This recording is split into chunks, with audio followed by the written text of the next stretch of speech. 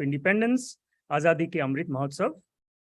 We welcomed the weekend yesterday morning with an independence run where the community members participated with friends and families to celebrate a healthy body and a healthy mind. We enjoyed a beautiful concert in the evening called Desh Rag. And today we were at the flag hoisting ceremony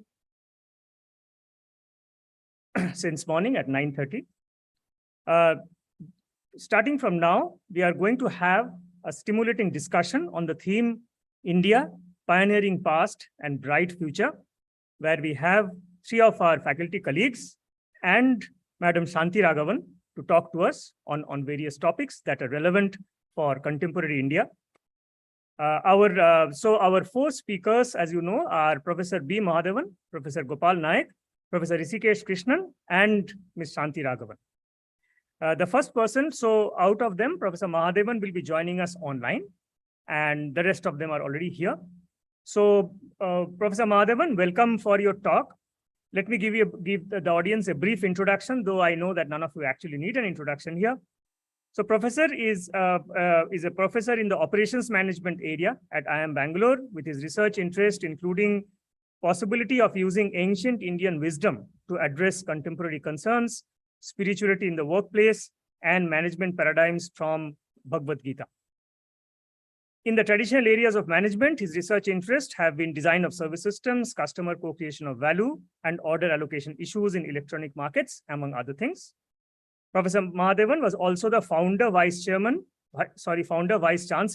of Chinmaya Vishwapitha, an university for applied Sanskrit and Indian wisdom during 2016 and 2018. His book, In Introduction to Indian Knowledge Systems, Concepts and Applications, of which Professor Mahadevan is the lead author, was launched in New Delhi earlier this year by the Ministry of Education. And he will be talking about Indian knowledge systems today. Professor Mahadevan, it is over to you now. Thank you.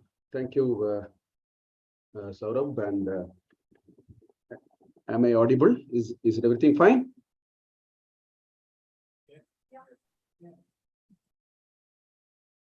Okay. So first of all, let me thank. Let me first of all welcome all our members of the IAMB community, invitees, friends, Madam Shanti Raghavan, all others for this wonderful program that we are having. I would have very much loved to join in person, but unfortunately I had to attend to some very important personal commitment at my native place. So I'm here.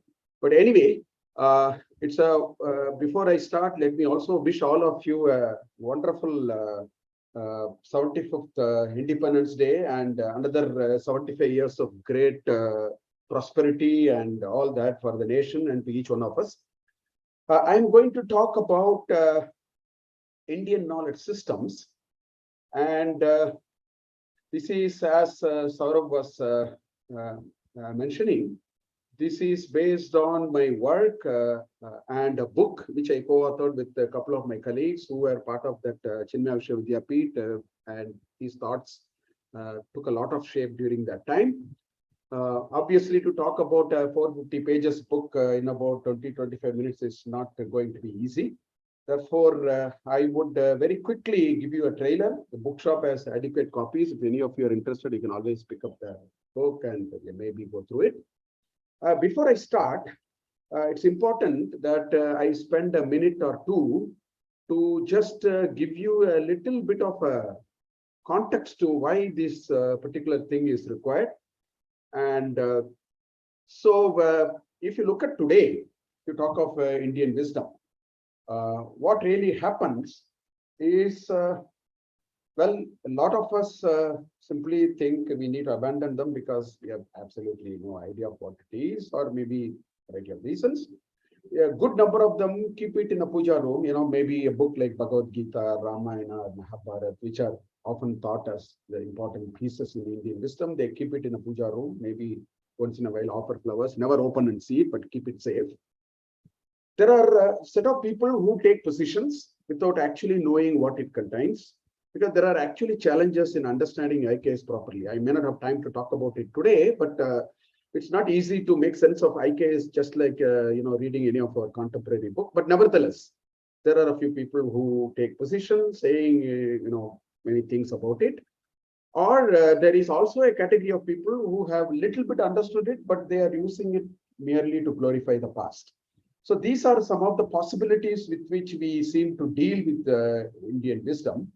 Whereas my talk today and the book that I have written essentially throws two more possibilities. One possibility is to get to know firsthand what is Indian knowledge system to the extent possible, given the kind of time and so on, and to explore new paradigms, possibly from what we have in terms of the Indian knowledge system and so on. So this is where my book will contribute, and I will very quickly take you through a little bit of some ideas which are part of the book. I think the first important thing is, why should we bother about Indian knowledge system? It's all fine. Maybe 2000 years back, 3000 years back, people thought about it in a particular way. I think it's better to leave it. There are very interesting things happening now. So why should we really bother about Indian knowledge systems? Well, I have 3 points to make. First of all, to me, Indian knowledge system is not about merely knowing what some ancestral knowledge is all about. To me, as a professor of management, particularly, I can tell you that there is phenomenal economic security and economic issues involved in knowing Indian knowledge systems. It's extremely important that we document traditional knowledge, provide evidence of prior knowledge, and so on. There are several reasons, but I'll just take one example just to say why this is important. Many of you may be aware that first of all, this century is all about intellectual property. It's all about knowledge society, IPO, World Intellectual Property Organization, USPTO, and all that, patents and all those. Actually, we lost our ability to reclaim a patent for neem as a pesticide, although this is a very age-old practice in this country. We completely failed in our efforts to get the US patents on these products revoked. We could not do it. This is the wrong side of what happened when we didn't know IKS. On the other side, many of you might know when Dr. Mashelkar was the chair, Director General of CSIR, we had nearly a 10-year-old battle in which two Indians actually from an US university patented powdered turmeric for its healing powers and so on. But then we took 10 years for us because all these are available. Nobody knows it. So we have to start from scratch, find out where it is and read it and so on. So we take these examples, if not for any other things, patent is all about saying, I knew earlier than you. And if I have to establish I knew earlier than you, then we need to go, particularly for a society which has documented knowledge for about 5,000 plus years, unless we go back and then know what it contains, we will be beaten hands down. So therefore, I think why we should bother about Indian knowledge system is not a question which we should spend too much time. The proof of the pudding is in eating. We are already seeing so many things happening around it and so on. The other issue, so therefore, let me first start with quickly defining what is Indian knowledge systems. Let me very quickly put a workable definition and then step into it, quickly take a few snippets from the book and then put it in front of you. Well, first of all, how do you define Indian knowledge system? Very clearly, it is the indigenous source of knowledge generated by the Indian society. But then I make very important qualifications there. Geographically, Indian actually means the undivided Indian subcontinent, the Akhanda Bharat.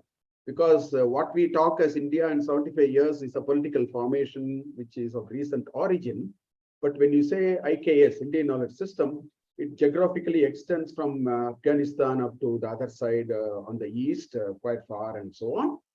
Demographically, it points to those who are born in this country and or live for a very substantial amount of time, fully integrating with the native culture and practices.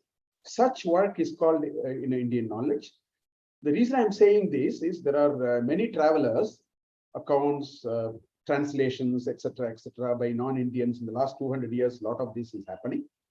I consider all of them as about IKS rather than IKS itself. There are reasons, again, for want of time, I cannot substantiate some of these arguments, but I just wanted to leave it in front of you.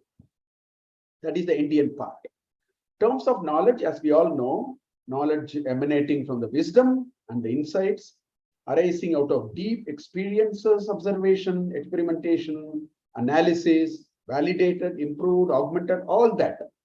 And this is something which is happening for time immemorial because human beings are inherently capable of this. And if you look at this knowledge repository in this country, it's available in two ways. One is it's available in literary sources. It might have been transmitted orally, but it has a lipi, it has a structure, and so on. That's literary. Then there is non-literary also, which is a very rich oral tradition, particularly in health and culture, food, and etc., etc. So that's the for informal repository. And you will always find Indian knowledge pervades all the three domains: spiritual, religious, and many things addressing day-to-day issues and so on. Although a number of people think Indian knowledge is all about religious. In fact, the amount of literature which is non-religious is far higher than the amount of literature which is religious. So, but anyway, we seem to think like that. And by system, what we mean is a structured methodology and a classification scheme to access the available corpus of knowledge. Let me just show one classification scheme, although a couple of things I keep addressing in my book, but I'll just show one classification scheme. So IKS, for instance, can be divided as literary and non-literary. That is the broad classification. Within literary, you have what is called Sanatana Dharma-oriented literature, then the other Dharma, Dharmic traditions, particularly Buddhist and Jain, which is again 3,000 plus years old. And then, of course, there is a regional, very rich regional literature. When I say Sanatana Dharma, it is by and large in Sanskrit, but there is an equivalent and much higher regional literature, which by and large follows the Sanatana Dharma, improves it, refines it, makes it even better, tells it in the local context and things of that kind. So these are the three. And within Sanatana Dharma, if you see, what you will find is what is called the core, which is religious and spiritual in nature. You have Chaturdasha Vidyasthana, you have works of several religious leaders, philosophers, and so on. But there is a huge corpus in terms of contemporary things like applied sciences, basic and applied sciences. You have engineering, technology, and then you have aesthetics, kavya, and arts. So many of these things are available in very rich literature. Buddhist and Jain also have a lot of work on mathematics in addition to their own tenets, religious tenets, and so on. You have Buddhist works on shipbuilding, again, mathematics, alchemy. There are a lot of things of this kind. And in the oral tradition, we have art forms, we have a very rich health tradition, food and life practices. We have what is called Chatusashti Kala, 64 practices. All these are the oral, non-literary part of the Indian knowledge system. Just to give you a quick sense of how one can look at the IKS. Let me very quickly peep into the IKS corpus. I am going to just sprinkle a few pieces here and there. That's all I can do. Then we can always, require discuss a little bit if time permits. One of the greatest contributions of Indians have been in Indian metalworking industry. Very rich contribution, which is astonishing if you come to think of it. Just to tell you, look at these pieces. This is a gold coin of King Samudragupta, 300, 3rd century Common Era, kept at the British Museum. By the side of it, you see a beautiful royal earrings from Andhra Pradesh, again in Metropolitan Museum of Arts, which belongs to the before the Common Era, 1st century BCE. Any well-meaning metallurgist will actually understand what it means to make, the kind of technology involved or the entire gamut of metalworking, ore extraction, ore refining, metal forming, embossing, shaping, metal forming. So many issues are involved, and you have plenty of these examples. Just to tell you, we ought to have been very good in metalworking. What you see here is actually a simple illustration of a process which Indians only found to extract zinc. See the issue about zinc. Zinc vaporizes at 500 degree. It becomes a vapor. When you melt the ore and so on. At 600 degrees centigrade, it becomes zinc oxide. So therefore, you have to extract the metal between 500 and 600 degrees centigrade. It is called downward drift distillation process. This process, which Westerners got to know a few centuries back, Indians have been practicing for 3,000 years. They knew how to actually tap that zinc in the gaseous form, liquefy it, and then store it, and so on, which is by the 7th century CE, 7th century AD, if you wish, in Rajasthan, Khetri mines and those areas. Apparently, we had industrial grade production of zinc. That's what reports keep telling and so on. Many of you would have been knowing about this. Every now and then they smuggle such beautiful idols, or bring it back from US and Australia and so on. This is a 11th century bronze statue, Panchaloha statue, made of 5 metals. This casting process, which the West understood in the 17th century, it's called the last wax casting process, is being practiced for a very long time in India. It is called Madhuchishta Vidhanam. It is available in Vishnu Dharmottara Purana. In several places, it is written how to actually cast such beautiful idols by replicating something that we already have in sculptures and so on. We have plenty of Chola era, such idols. This is a sample of tools apparently created based on the description about Sushruta's, Ayurvedic text. And the description is these tools can actually longitudinally split a hair, which is a micron thickness material. And if you have to create such kind of tools in the 2nd century BCE, you have to be extremely good in ferrous carbon alloys. Otherwise, you can't make such tools. Indians were very known for ferrous carbon alloys, which is called steel, of course. The mixing of iron and carbon is what the modern world is benefiting from, called alloy steels, which Indians knew in 700 BCE. In fact, there is and of course, this Delhi iron pillar, which we know, and there are about 66 pillars in India. But I picked the Delhi iron pillar because it is very popular. And for about 1,600 years, it has not rested. It is in the open sky. You have in Bhubaneswar temple, you have in Konark temple, 377 iron beams. You have one in Kollur, in Sringeri, near Sringeri in Karnataka. None of them are rusting, which says Indians knew about non-corrosive properties of ferrous carbon alloys and so on. Then there is this famous wood steel. Wood steel is a steel which was exported from the border of Karnataka and Tamil Nadu. That's why in Kannada, steel is called ukku. And in Tamil, the steel is called urku. And that's why foreigners call it as woods. And that's much easier for them to pronounce. And this was actually exported for manufacturing what is called Damascus blades. That time it was taken from India, and they were making huge swords which were used for warfare and so on. Till 1963, in the metallurgy conferences, I've been reading some papers. They have not been able to replicate the physical composition of wood steel. That's what I've been reading a few papers which are again and again pointing to that. On copper, on mercury, so many things are there. I just wanted to give you a little idea of metalworking using these examples. This is a 12th century work called Rasaratna Samuchaya, and which has a fair amount of description on ferrous carbon alloys. It broadly divides the ferrous carbon alloys into 3. Kantaloha, which is called soft iron. There are sub-classifications are also there. Tikshnaloha, which is carbon steel, and Mundaloha, which is called cast iron. And within that, there are properties. Just to tell you that Indians were very well established in terms of metalworking. But unfortunately, by 19th century, all of them came to a grinding halt for 2 important reasons. First reason is British government put a ban on mining. And they also imposed huge production taxes.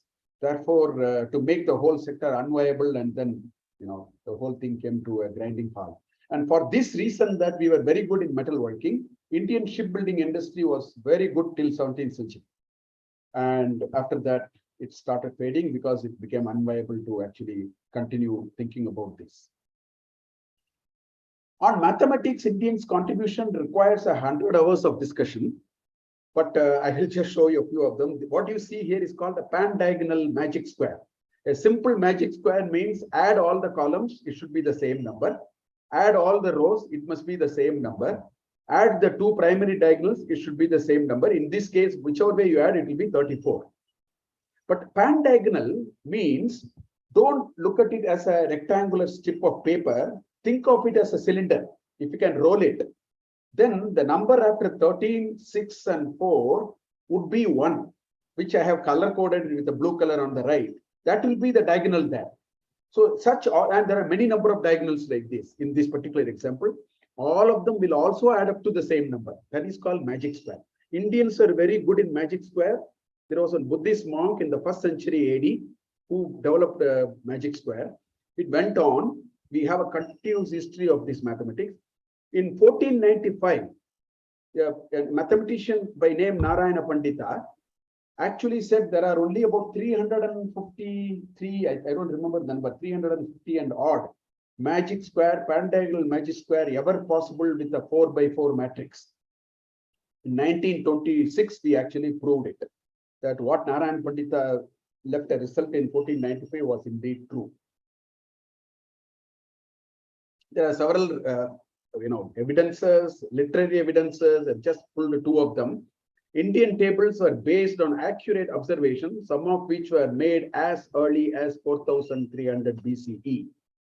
And Laplace in 1781 told, I find my theory that at the Indian epoch of 3101 years before Christ, the apparent and annual mean motion of Saturn was some number 12, 12, 14, and the Indian tables make it 12, 13, 13. I find that the annual and apparent motion of Jupiter at that epoch was 30, 20, 42, precisely as in Indian astronomy. Our astronomy was absolutely fabulous. And that's again a very separate subject to sort of discuss in great detail. What you see here is a very funny looking shloka by Aryabhatta in his Aryabhatiya. Maki, Bhaki, Phaki, Dhaki, Naki, and so on. It's difficult to actually pronounce some of them. But what you see here is, as engineers, we used to take a clock's table and read the R sign differences from 2 pages of a stream of numbers. That entire R sign differences are available in this shloka. This shloka is based on Aryabhatian system of measurement and so on. So Maki actually means 225, Bhaki means 224, Phaki means 222, etc., etc. So that is this shloka, and his entire work is so terse, but it's very deep and very profound. What you see here is in 1983, they came with a concept called de Bruyn sequence of a binary length. It is called binary cycle. What you see here is a binary cycle of length 3. What it means is, you see, I've written begin at one place. From that place, you take 3 numbers at a time, 1, 0, 0. Then go to the next step, 0, 0, 0. Go to the next step, 0, 0, 1, 0, 1, 0, etc. So the 8 numbers of the 3-digit can be represented in a cyclic form. It is called binary cycle. But this exact binary cycle is available in a work called Pingala's Chandra Shastra. And to remember this binary cycle, there is a mnemonic called Yamata Rajabana Salagam. That's what I have written there. I mean, I've discussed in some detail in the book about what is the background behind it, how did he come with this, and so on. For want of time, I'm not going there here. We have a very rich binary mathematics in Pingala's Chandra Shastra in 2nd century BCE. That's an example from which I pulled this. Indians, the Vedic Indians were doing a lot of sacrifices, and for which they built altars, the sacrificial site, in 77 different shapes. This is a very popular shape called Sena Chiti. It's a flying kite. Now, this cannot be manufactured arbitrarily. It should use 200 bricks exactly, not one more, not one less. So that is the idea here. and it uses 5 different shapes of bricks, B1, B2, B3, B4, B5. And this adds up to say what combination. I have constructed this using this formula, and this is how 77 different shapes are made. And Indians were very good in cyclic geometry, because all that they did was put a pole, tie a thread to it. If you tie a thread to a pole, you can only make a circle. So, you created all shapes with circle. That's why it's called cyclic geometry. In Canadian and American universities, they are teaching cyclic geometry called rope geometry and so on. I thought I'll just show you this.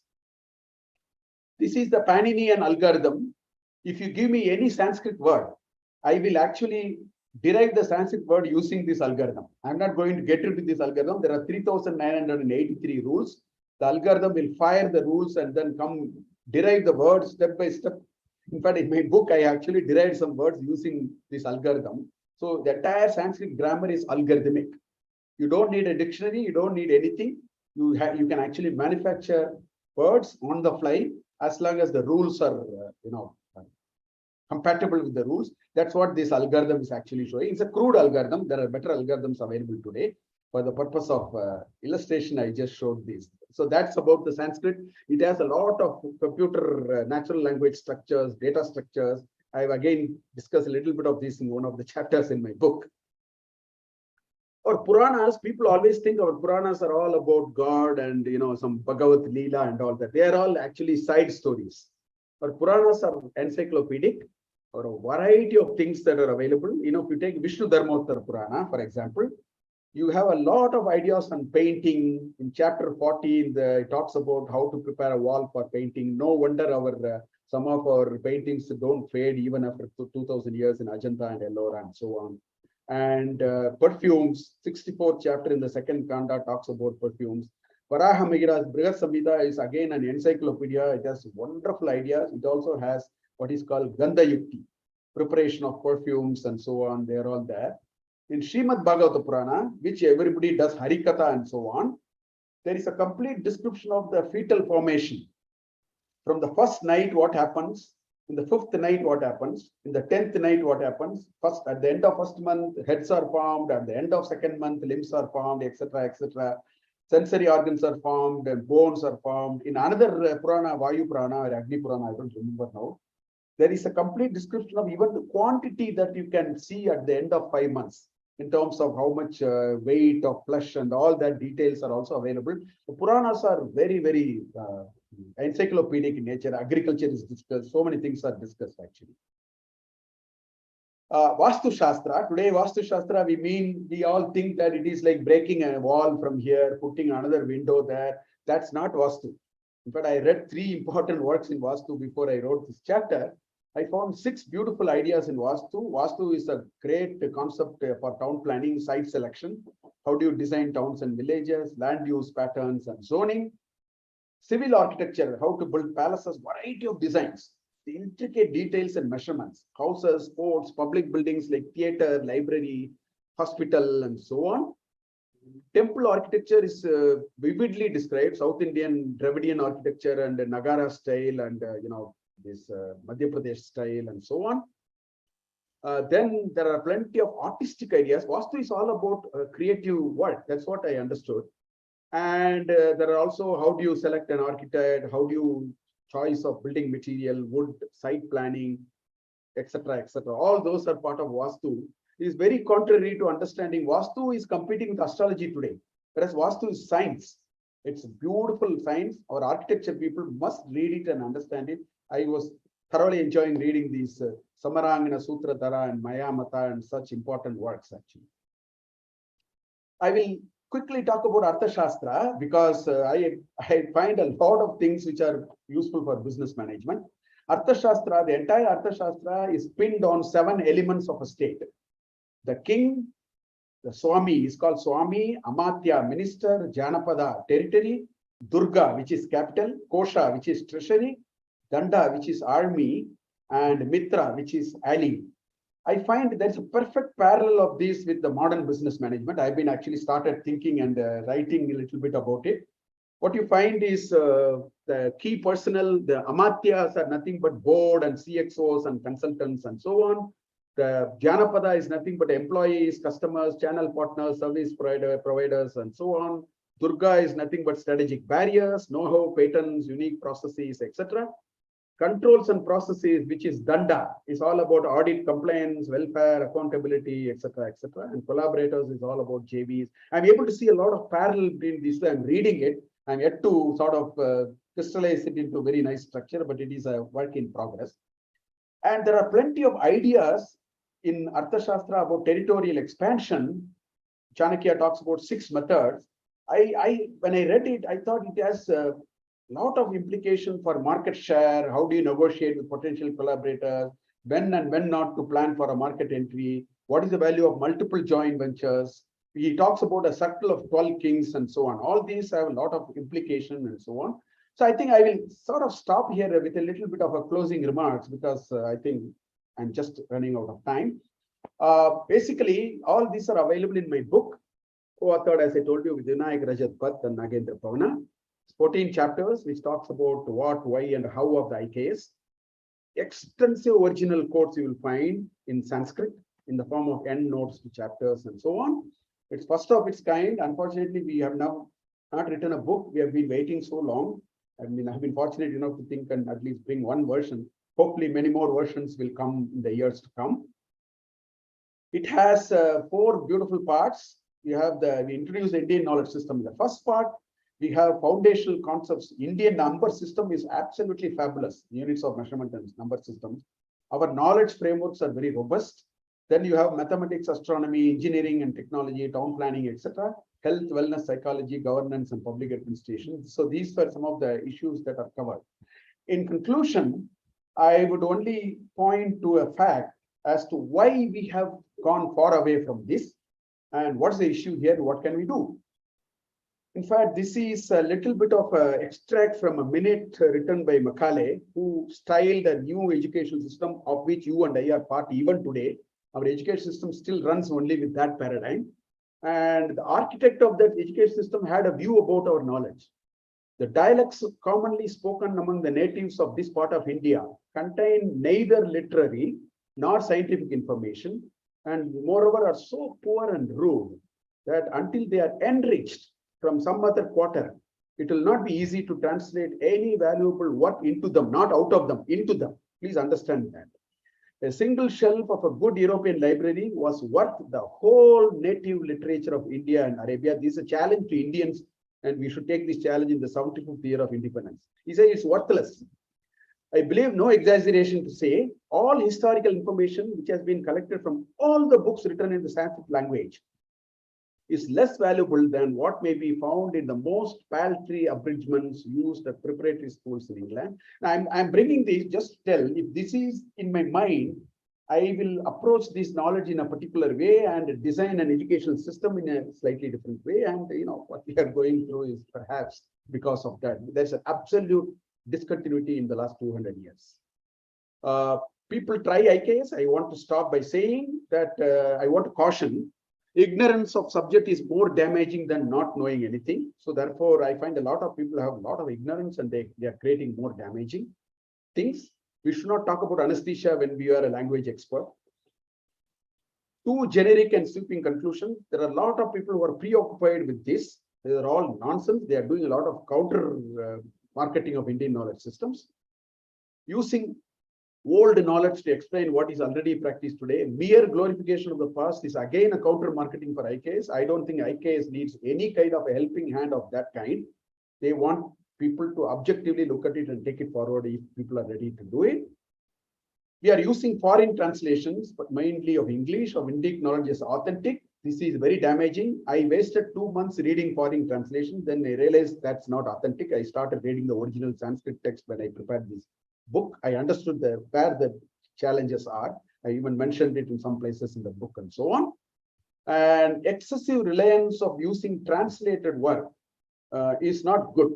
Better to know a bit of Sanskrit and read it. Otherwise, it is like seeing Raja Ravi Verma's painting in black and white. You get the substance, but not the spirit. So these are some of the things about IKS. I just wanted to, this thing. I think Indian knowledge system is in black, complete black today. From 1835, we have switched it off. and it's our choice to decide what we want to do. With this, I will stop here and thank you and Jai Hind, and thank you for your patience.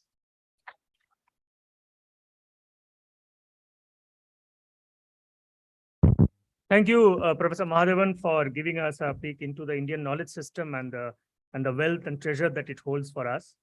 We have time maybe for a couple of questions. So I'll request Chandra to pass on the mic if any of you have some questions. Here is the mic.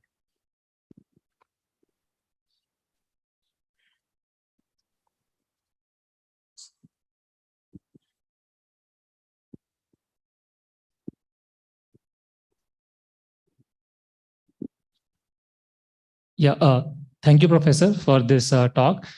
So my question is that unless we actually embed the IKS foundations into the curriculum, unless the school students have really gone through it, and means we will not be able to take any positive outcome out of that unless we do that. People are not able to build onto that existing knowledge.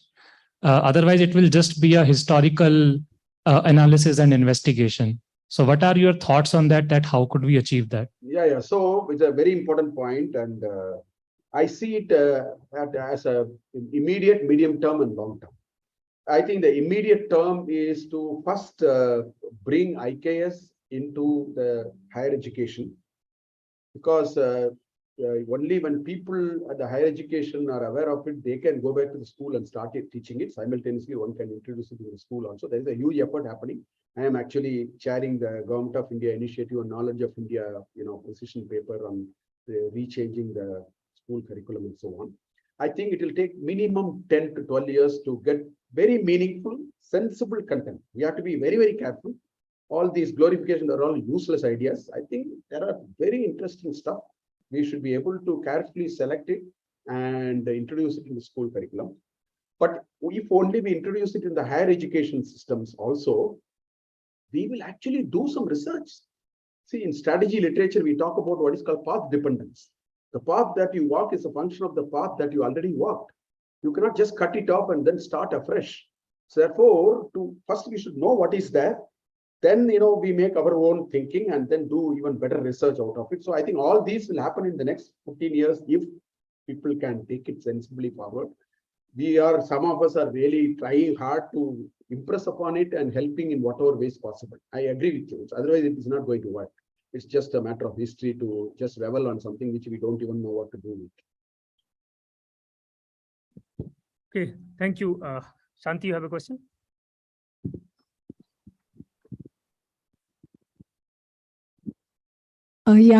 Professor, thank you so much for this. One quick question is, you told about, people take economic things faster than anything else. So I'm just wondering, when you talked about that NEEM and that other thing, is there some short-term, 5 to 10 year goal where we should be looking at, hey, where all can we do these patents? Because then people jump on that faster than other things. Just a question. Yeah, so what is really happening, Shantiji, is since we do not know what is the repository, the only practical thing that can happen now is we can start reacting to, for example, Gayatri is patented in Germany, I'm told. It has got a regional patent. There are different patents. The word Veda is patented somewhere and so on. So since we have no clue of what this contains and we need some time to dip into it, we have no idea of where to start. Because ideally, I believe a person who is studying chemistry must read alchemy. There are wonderful things written in the last 1,200 years. Then they will know where to actually look for. Unfortunately, we don't seem to have it. So I think in a very realistic sense, we will only be reactive for some time. When somebody discovers accidentally a patent is there, and then we start scratching and digging, and that's what CSIR is doing now. CSIR is also trying to build a little bit of a competency in this area. But I think it's going to take time. But I agree with you. It is only an economic angle which can motivate us faster to get into it. There is a specialized group in CSIR. Dr. Mashelkal created it based on that last experience, which is actually accumulating these ideas, but it's very vast. I think we will start reacting initially for a while. Thank you. Okay, thank you. I think we could have probably gone on the whole day with this kind of discussion because it's really opening up a lot of thoughts in everybody's mind. But we will thank you, Professor Mahadevan. We will next invite Professor Gopal Naik, our speaker, faculty in the economics and social sciences area, who has been recently appointed as the first Jal Jeevan Mission Chair in Utility Development and Water Economics. Professor Naik conducts empirical and applied research, and as part of this will be doing it in rural drinking water and sanitation sector to address sectoral challenges and facilitate in the achievement of Har Ghar Jal and ODF plus in rural India. His research interested in public policy, public service delivery, policies on agriculture, and he has done considerable work in ICT for agriculture and rural development. He has published 5 books, a number of chapters, and a number of research articles in national and international refereed journals. Professor Gopal Naik will be speaking to us on developments in agriculture.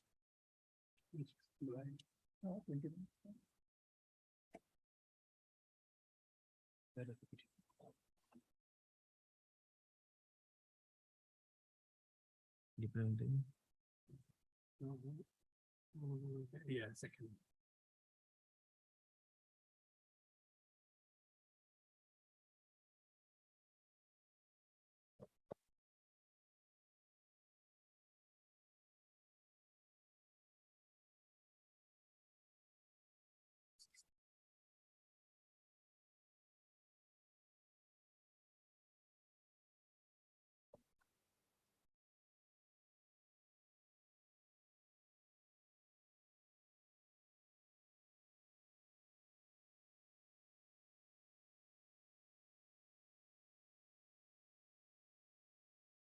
This is fine. No?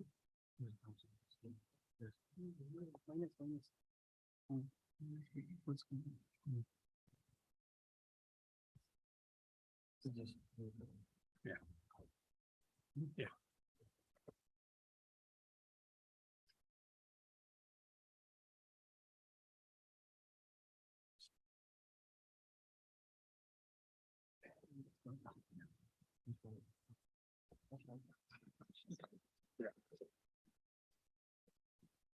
Yeah.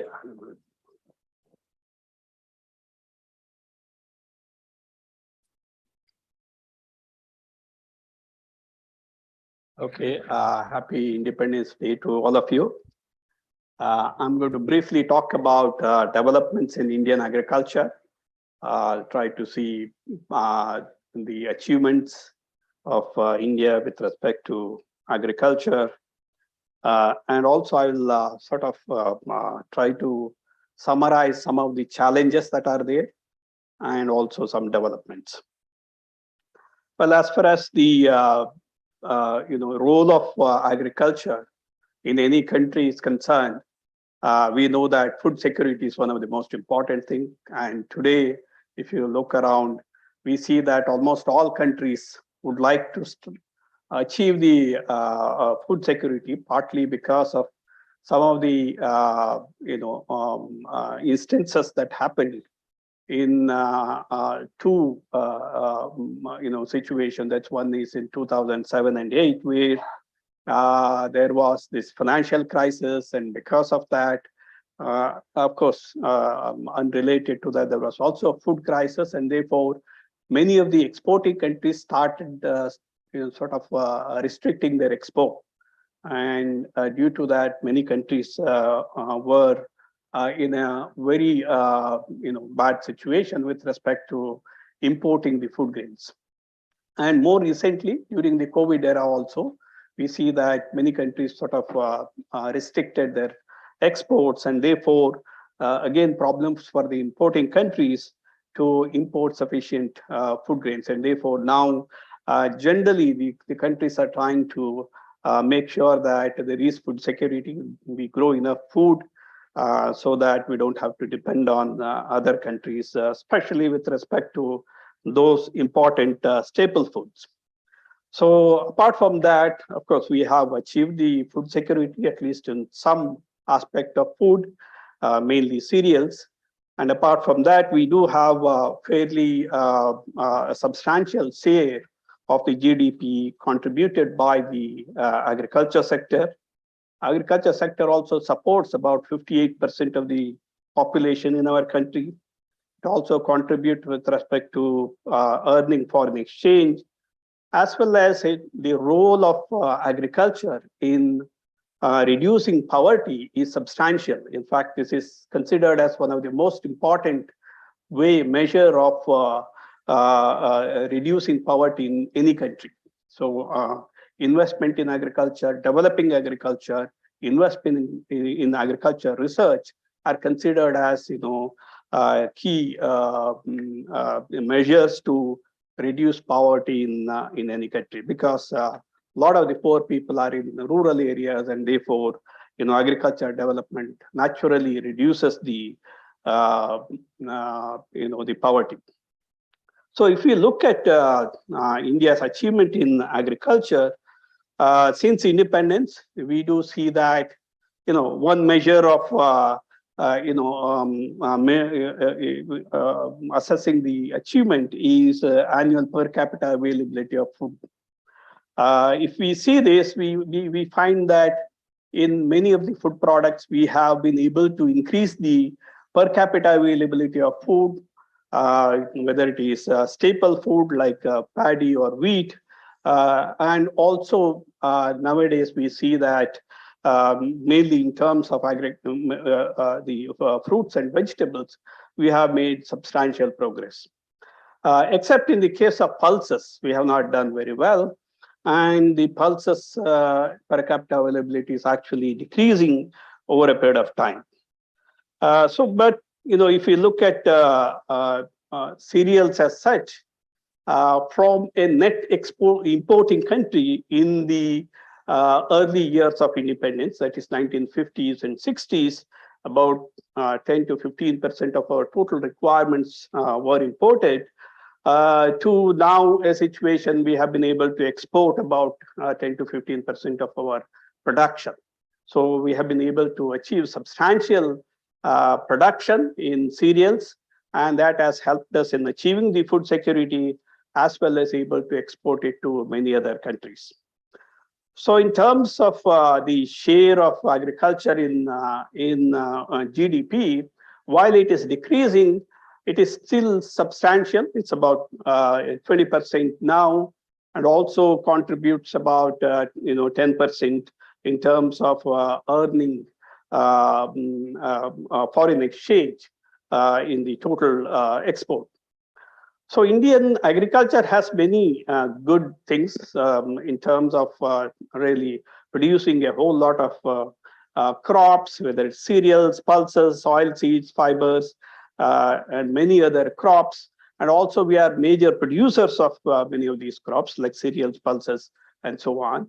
And therefore, Indian intervention in the world market substantially impacts the world market, whether it is in terms of imports or exports.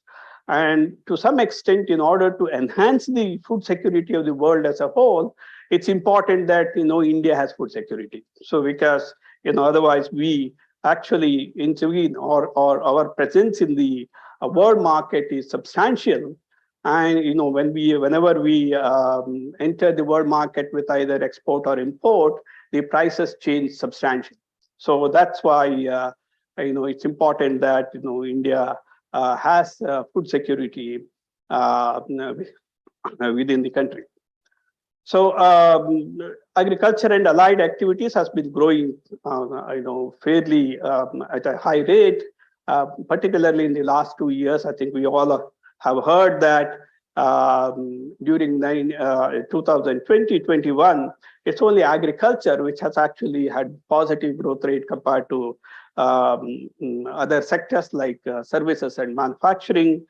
Today, we are able to produce more than 300 million tons of food grains.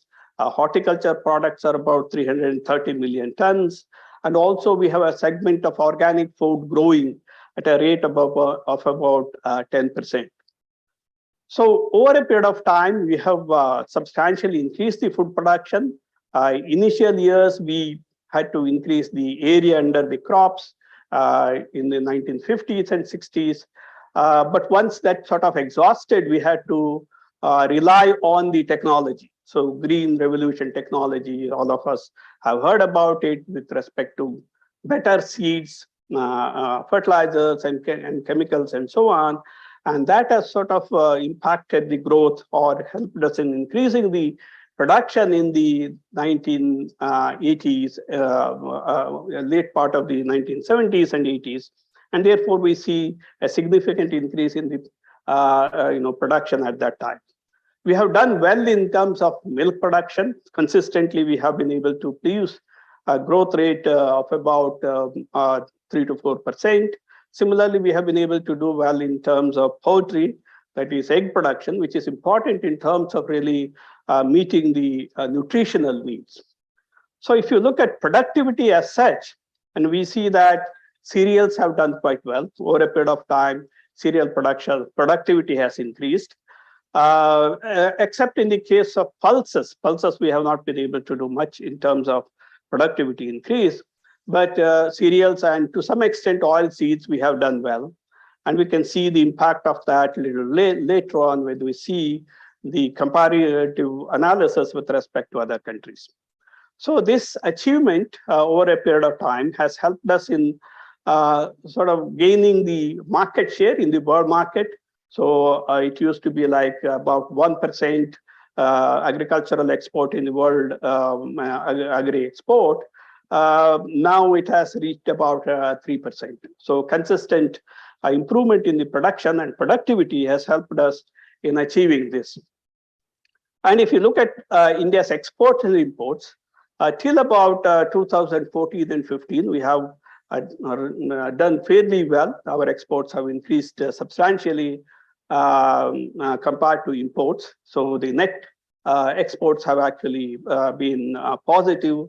Only in recent years, there are certain issues which have really come in the way in terms of increasing the net exports. And I'll talk about some of them a little later.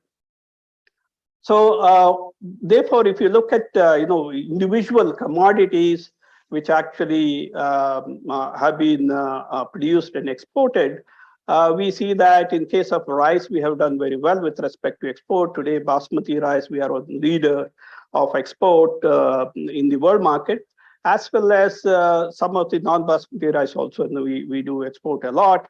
So about 22% of our production is being exported in the world market. Similarly, fruits and vegetables, we have done very well, and our exports are actually increasing, except in the case of the beverages, the tea, coffee, and also the cashew is something which we have not done well over a period of time. We have not been able to export more because our production is not increasing, whereas population is increasing, and therefore the domestic market demand itself is quite high, and therefore we are not able to export more. As far as import is concerned, we have been able to do well with respect to reducing the import of cotton. But again, as I've been talking about, pulses and oil seeds, because of the productivity is not increasing, as well as production is not increasing, we have not been able to do well. We have been importing increasingly more amount of vegetable oil, from other countries. I think Ukraine, which used to supply a lot of sunflower oil, again, we had issues, and therefore you can see the prices going up, contributing to inflation. So what are some of the current challenges with respect to agriculture? One is, of course, growing population. So our population is growing, and I'll talk about some numbers a little later on. The other issue is malnutrition. Then we have yield gaps with respect to individual crops, comparing it with the other countries. We also have not been able to manage our soil and water very well. Climate change is another challenge which is emerging.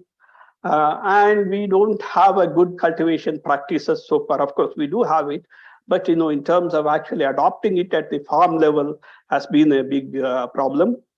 And declining holding size. So per farmer holding is declining, and because of that, the economies of scale is farmers are not able to take advantage of it. And of course, inefficient supply chain. These are some of the challenges. Just to give you some idea about each one of these, Population growth rate, if you look at it, it sort of peaked sometime in the middle of 1980s. It is declining, but it actually population is growing.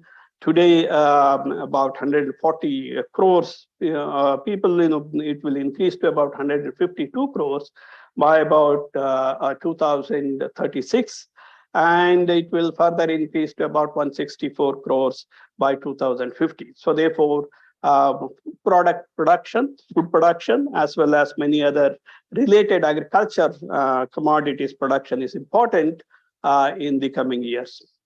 The other issue is nutrition. We are not, well placed in terms of, nutrition. There are about 190 million people who are undernourished in the country. And if you look at some of the indicators like under 5 stunting and wasting, we do have sizable numbers. And because of that, we see that India ranks 114th out of 132 countries with respect to under 5 stunting, and 120th rank out of 130 countries in terms of under 5 wasting. Wasting is basically low weight with respect to compared to the height.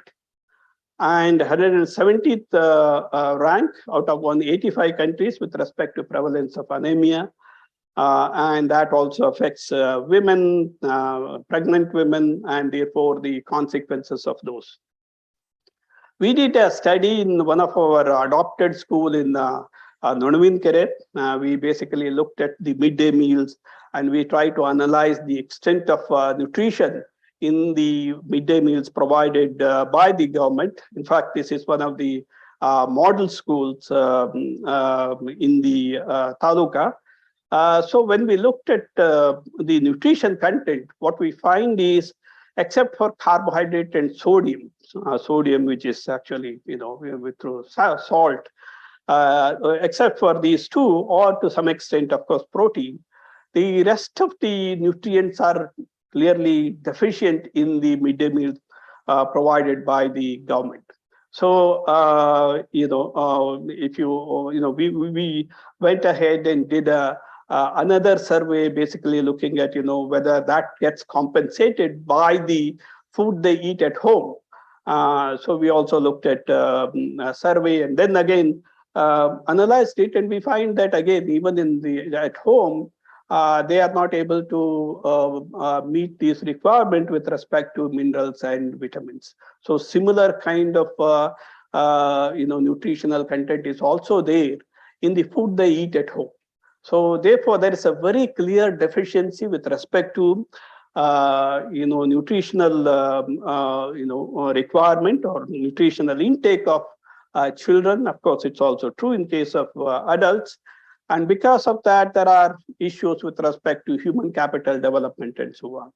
So Human Capital Index of 2021, which is essentially indicating that how current health and education outcomes shape the productivity of next generation of workers, indicates that India ranks 116 out of 174 countries. So this is a worrisome thing to really think about. The other thing that we sort of realized is that when we compare our productivity of individual crops with the productivity of the same crops in other major producing countries in the world, we find that in the recent years we have really not done as well as other countries have done. And even in those cases where we were doing better earlier in 1960s, we have actually done poorly over a period of time. And in many cases, our productivity is just about 60% or even lower than 60% of the major producing country in the world. So that's really a signal in saying that we are not really competitive in the world market. Of course, that would affect our own market, because there will be a lot more import from the world market. So some of course, we can see these differences within the country also. From state to state, there are huge yield gaps, variations. And that's because of various reasons, like the practices itself, the way they take care of the soil as well as water, and of course the scientific practices. So we did a study in 2 talukas, trying to understand whether sharing information helps in improving the practices and therefore able to bridge this yield gap. And we find that the practices as such, they are completely imbalanced in terms of just by applying nutrition itself. The important nutrients are nitrogen, phosphorus, and potash. And you see that compared to the recommended dosage, there is higher amount of fertilizers applied in the area where we have studied, but in many other areas we would see that there is also very low amount of fertilizer being applied. So when we actually provided the information to the farmers regularly, then we find that we could increase the yield by about 20%. The revenues would go up by about 22%, and cost reduction was possible to the extent of about 25%, and therefore returns about 78%. So returns to farmers increased by about 78%. This is in case of paddy, and similarly in case of cotton, the yield increased by about 78%. We could see larger impact there, and even the net returns, we were able to see an increase of about 220%. So therefore, better practices is actually the key thing in terms of bridging the yield gap, and that which requires information, proper information. If you look at the sources of information and the extent to which the farmers are able to access information, it's only 6% of the farmers who are able to access proper information. That's basically from the extension agency, from the government. All other sources are either they have only half knowledge about it, or there may be others like the fertilizer dealers or chemical dealers who may have their own interest in promoting certain things and therefore may not be able to guide them properly. So if you look at the practice of applying fertilizers for different states and also on all India basis, we do see complete imbalances in the use of fertilizers.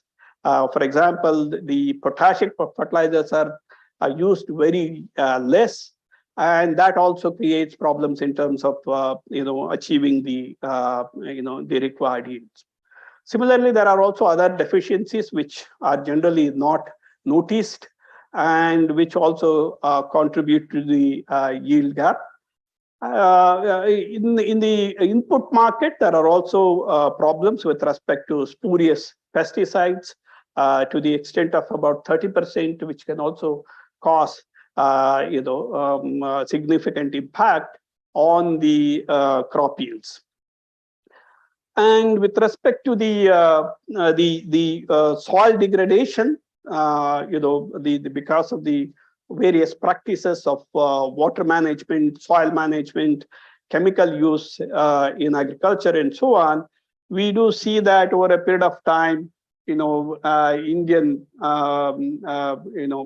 a large part of the India has the soil degraded to the extent of 90 to 100%. So that's also very concerning issue with respect to agriculture productivity. And as it is, of course, we are considered as a low freshwater available country in the world. And some of the forecasts basically indicate that the water scarcity is going to be much more severe in the coming years. For example, here we see more severe water scarcity in India. And if you look at water use for crops, of course, we have also done a number of studies in terms of combined area, water use, and so on. We find that in most of the crops, the average use is really much higher than what is required. So therefore, the water use efficiency is low in most of the cases, and that also creates problems with respect to sharing water or with many other farmers in the command area.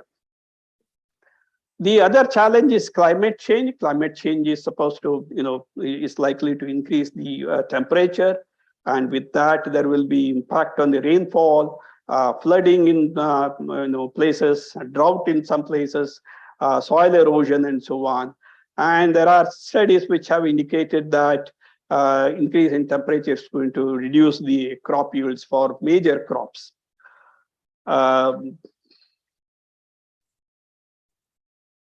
Okay, so the other issue with respect to Indian agriculture is these holding size reducing over a period of time.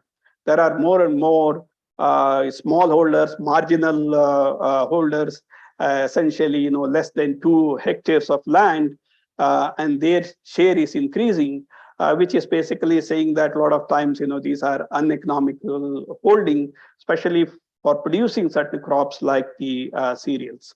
So over a period of time, you see their number increasing, the large holding size is actually decreasing.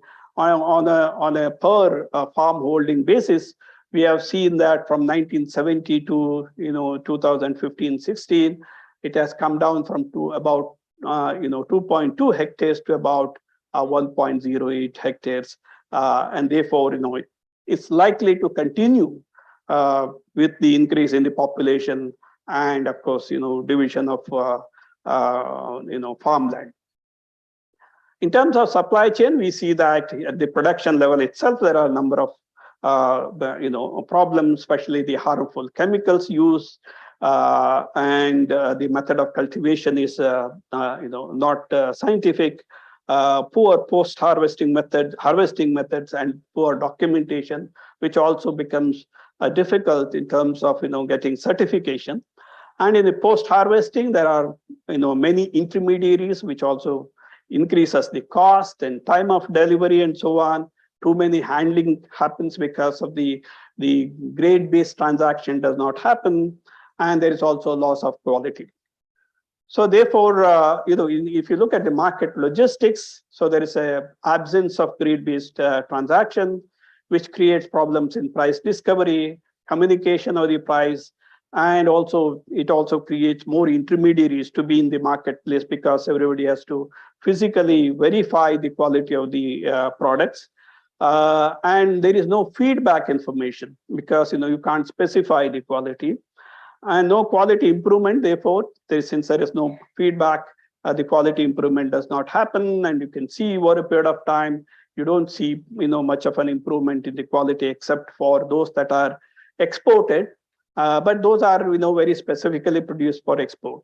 So you don't see an integration of domestic and international markets.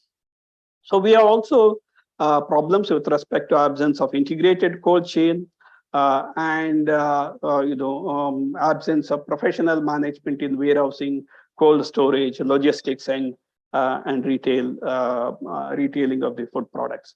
So what is required is managerial and organizational, sort of strengthening the managerial and organizational aspect, particularly with respect to collectives, farmer producer organization, cooperatives, groups of farmers. There is also a need to provide personalized managerial inputs in terms of managing individual farm, because most of the farmers are illiterate. They are not able to use the scientific practices, as I have indicated earlier. And we need to use a lot of technology in seed, nutrients, crop protection, irrigation, post-harvest care, as well as information. Then institutional, changes that are required, consolidation of holding, because a lot of, not only the holdings are small, but also they are fragmented. And therefore, consolidation is something which can actually help the farmers in terms of making the size a little bit more economical. And system of quality assessment is another major requirement that needs to be done, and strengthening the market infrastructure. As far as policy is concerned, land record updates is really poor. Crop diversification is required. As I said, we have been focusing a lot more on cereal crops. We need to produce more of oil seeds and pulses, as well as fruits and vegetables, right? And infrastructure, improvement is another key requirement with respect to policy. Quality logistics. Of course, there is some announcement by the government that there is going to be 1 lakh crores of rupees will be allocated for improving the logistics. And technology development in public institutions, because need-based research has to happen with respect to various aspects, whether it is seed, nutrients, practices, and so on. And also technology-assisted personalized information for individual farmers is what is required. So what are some of the emerging solutions?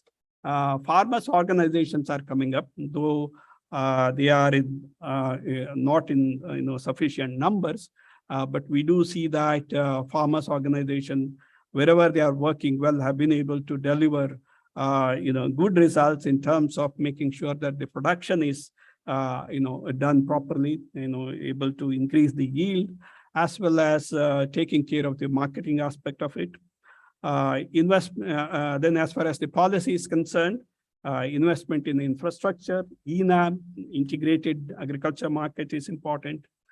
Promoting the farmer organizations and cooperatives, as well as digital agriculture. I think today, ICT can play a major role in terms of bridging this gap with respect to information gap. So there are a number of technologies available now, and they are also being used on a pilot basis. And we do see a number of very encouraging results with respect to use of these technologies. Then, of course, I think the agri startups have been able to deliver many interesting results, and in the coming years, they are probably likely to play a major role in terms of improving the agriculture, productivity in the country. So digital agriculture, as I just mentioned, many of these technologies have been very useful, right from weather forecasting to providing those information to farmers, as well as assessing the current situation in the on field and providing advisory with respect to the practices that they have to follow. So therefore, many of these emerging technologies have been effectively used in agriculture. So, the one interesting development that we see is the agri startups.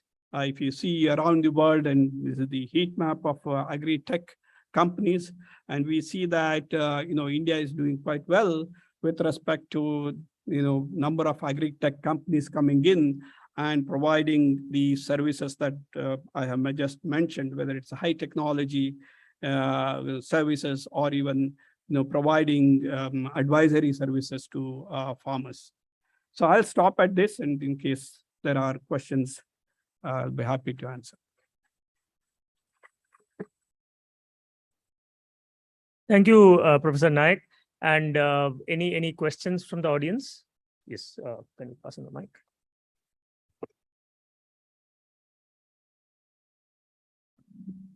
Thanks, Gopal. Quite impressive statistics in terms of how we have reached the food security, and except for pulses, you've shown how we have reached. But I see a whole bunch of contradictions in terms of where we are. On one hand, we have significantly increased our production, yet we are so terrible in terms of all the nutrition parameters. And I don't think we are actually doing any better. Every year we seem to be going down in the rankings. How does one reconcile this? Yeah, initial years, what we did is, we basically promoted the use of, let's say, chemicals, but without really telling how it should be used. For example, I'm from agriculture background, the manures are very important along with the fertilizers. Now, you just promote fertilizer without really, promoting manures. That's going to spoil the soil quality.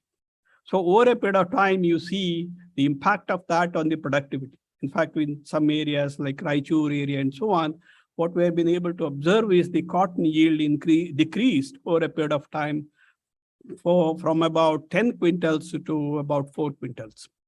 So the soil maintenance is not proper. Fertility maintenance of the soil needs a lot more scientific understanding at the farm level. So that is not being provided, particularly because over a period of time, even the government system of providing extension services has gone down.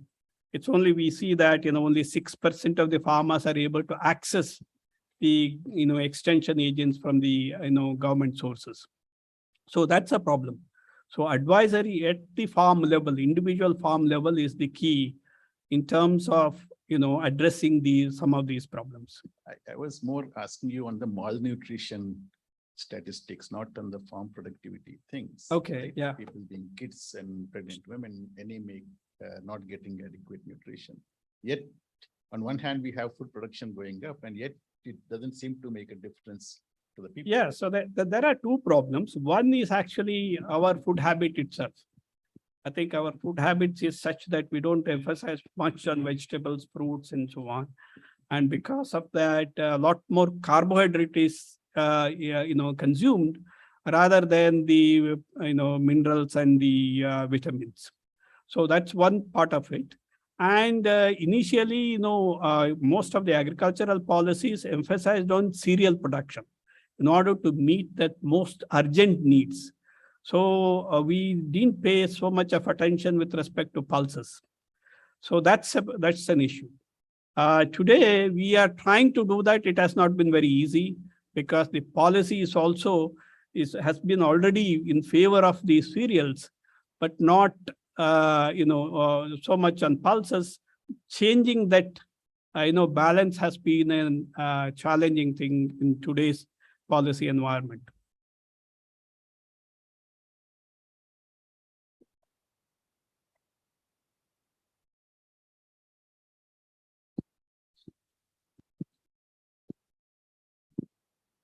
Thank you, Professor Nayak.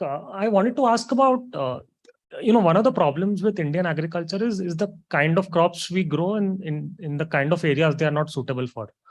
So, sugarcane in Maharashtra, which consumes a lot of water in a drought-prone region, or, the kind of groundwater depletion we've seen in Punjab. So how can we address this where growing crops which are suitable to the local climate? Yeah, I think so. Most of these actually is related to pricing policy. So if you have a pricing policy which is in favor of sugarcane, people will grow sugarcane. So sugar industry has been protected by government for a long time. And to some extent, there is also strong lobby in terms of, getting things done by the government. The sugar lobby is very strong. So you see, not only the, minimum support price announced by the central government, but also the state advisory prices, for sugarcane, which is quite high compared to even the sugar, prices in the market. So you see that, the sugarcane support prices are higher, and therefore, more farmers are likely to go for sugarcane. That's most profitable compared to many other crops. And in many cases, we have seen that, let's say command areas and so on, they're supposed to restrict the area under sugarcane to about 4% or so. But that's not happening. Command area management is very poor in most of the command areas in India. So that's also a problem with respect to, growing more sugarcane in India. Thank you.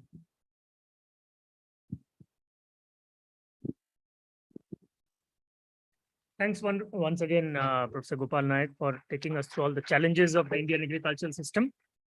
Our next speaker is Professor Rishikesh Krishnan, Director of IIM Bangalore and a professor in the strategy area. He is going to talk to us about India's future lies in innovation. Professor Krishnan is the Ramcharan Chair Professor in Innovation and Leadership. He has been listed among the top 50 influential thinkers in management India.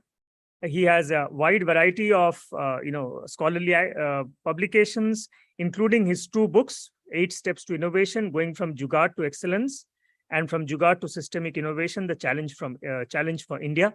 No person better than him than to tell us how India's future lies in innovation.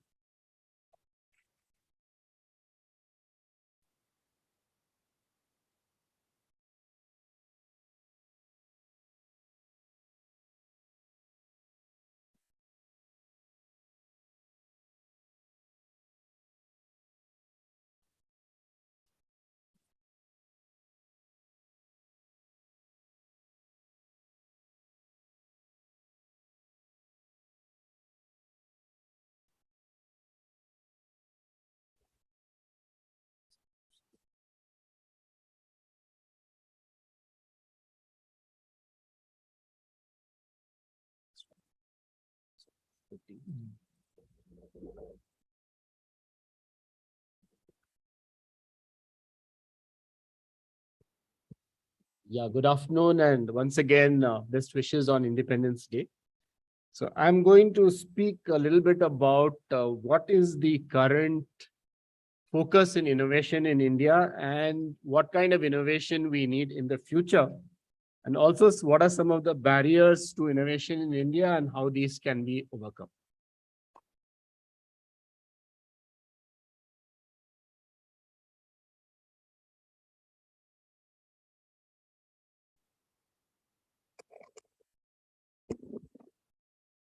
Okay, this is actually based on a talk I gave, a much longer talk I gave last year at the ICFI Business School. But what I'm going to give you now is a summary of that in the interest of time. So recently we did some work on trying to understand what are the top 10 innovations we have seen in India in the decade 2011 to 20. And the reason we undertook this exercise was to try and understand what is the kind of trajectory or the direction that innovation in India is taking. And to identify this list of innovations, we looked at a few criteria. We looked at the importance of the problem being solved. We looked, of course, at the novelty of solution, which goes very closely with innovation. And we tried to understand the scale of the impact of the innovation concern. So based on this, we identified 10 top innovations. They're not very surprising, so I will not spend too much time on them. One is, of course, that we seem to have done very well in the vaccine front. While there's a lot of applause for Covaxin, Covaxin's origins actually go back to another vaccine called Rotavac that Bharat Biotech made to address the rotavirus. That's how Bharat Biotech developed the capability to make complex viruses. Both Rotavac and Covaxin were, of course, developed in collaboration with the public R&D system, but both of them have had significant impact. Clearly, one important public innovation, while of course it has had challenges on issues related to privacy, etc., but in terms of its impact, in terms of creating one of the world's most widespread ID systems, a biometric ID system, particularly in a poor country like India, I think Aadhaar has had significant impact. And as of March 21, we had as many as 1.29 billion Aadhaar numbers.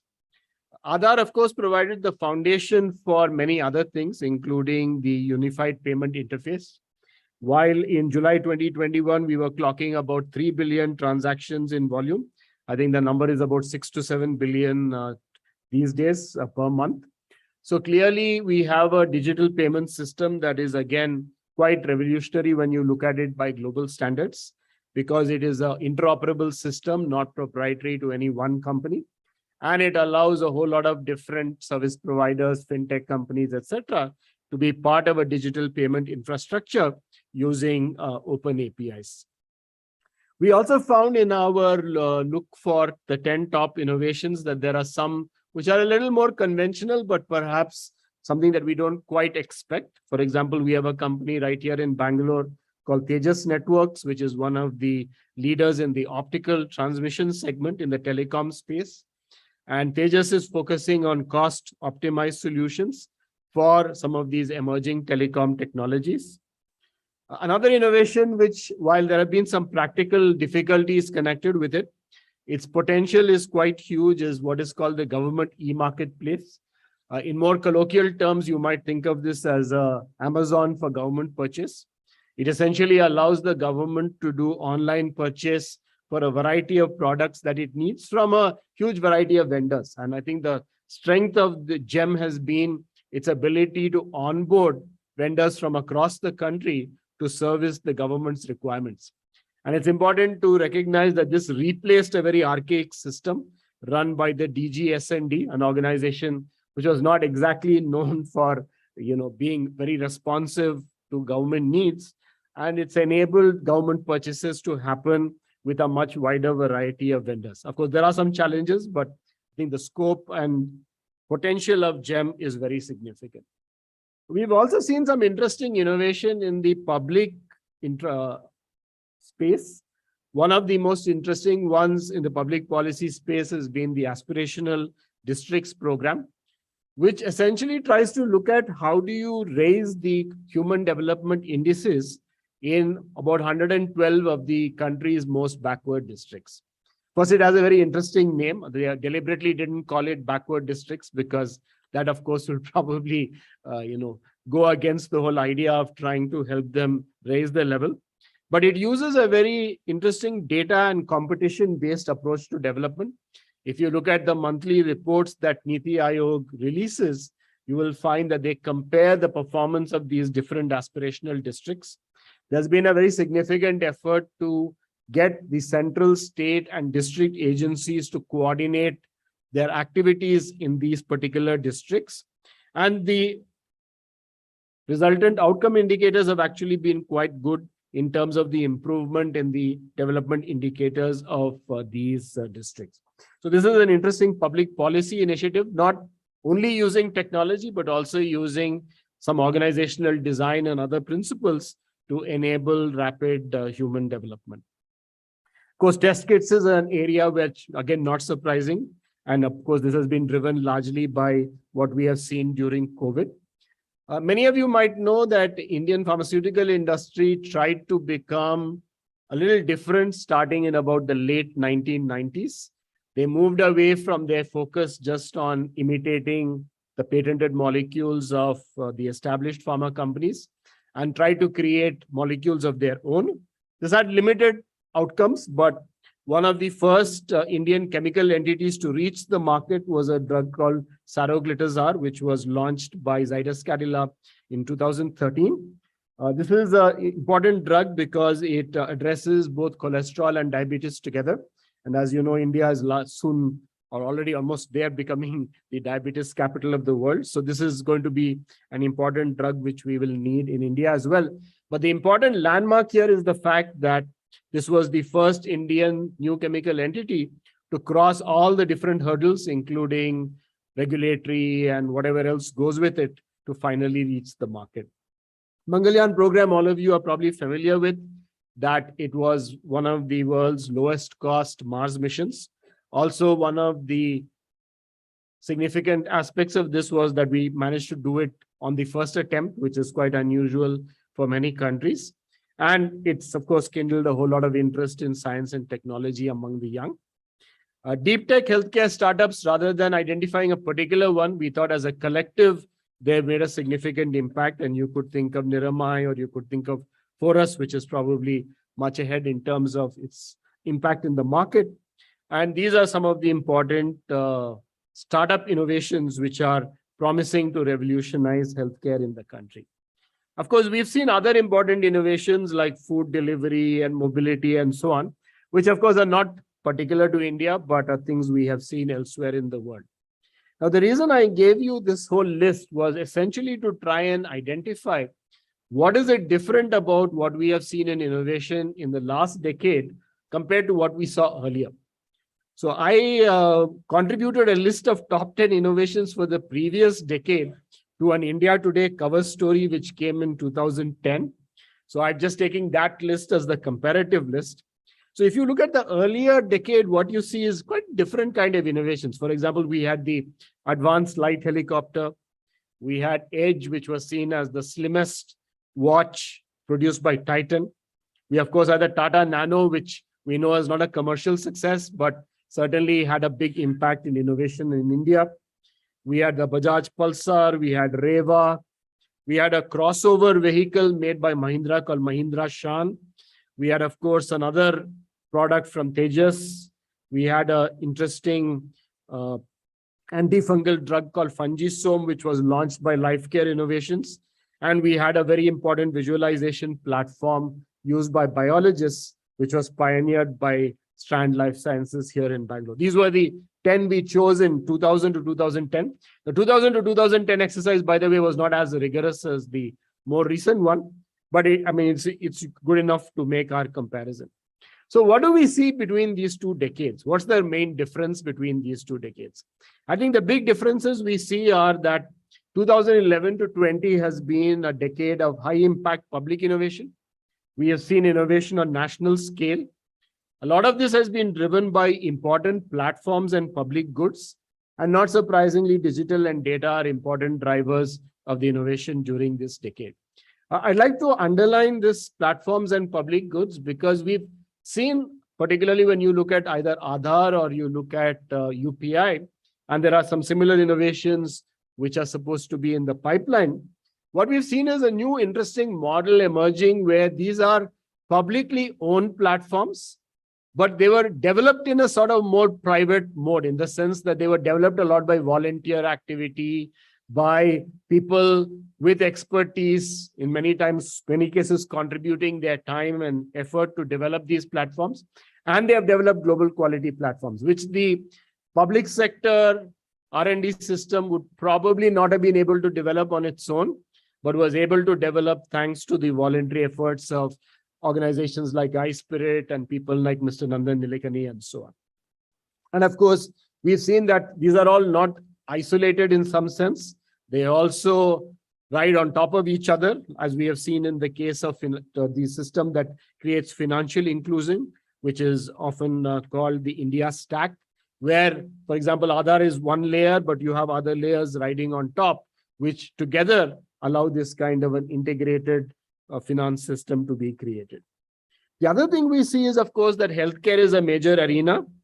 But one area for concern has been that we see a very sharp or very visible reduction in big ticket, high visibility corporate innovation. So, there were all those cases of, Tata Motors with Nano and Titan with Edge. Either the companies are, perhaps doing it more under the radar, or we're just not seeing that kind of very significant big ticket innovation happening.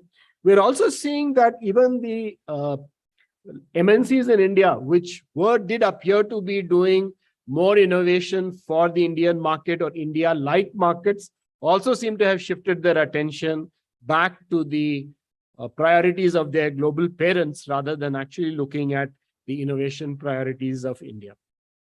Of course, another positive development, though, is that startups have started emerging as major innovators.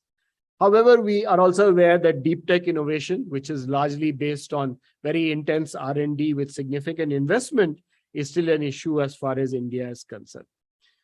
So what have been the enablers? I think the enablers have been quite clear. One is, of course, that we've over time created a reasonably good digital backbone, partly, of course, provided by private providers of telecom services.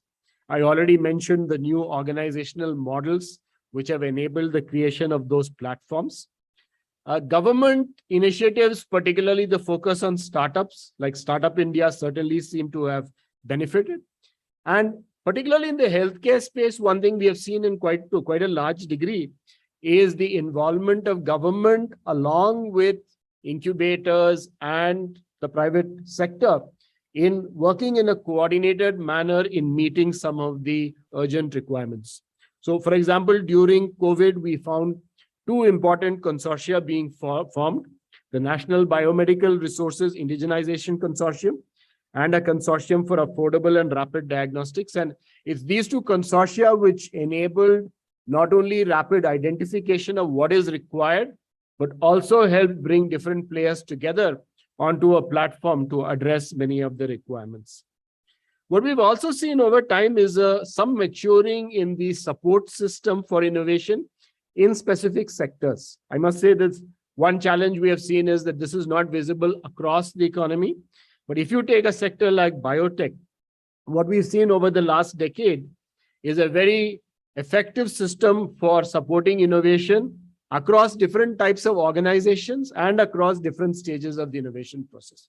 So the Department of Biotechnology, through an organization called BIRAC, provides innovation support to all manner of organizations. It could be a startup, it could be a large company, it could be an academic institution, it could be a research institution, and at different stages. It could be for early stage research, it could be for scaling up, it could be for commercialization.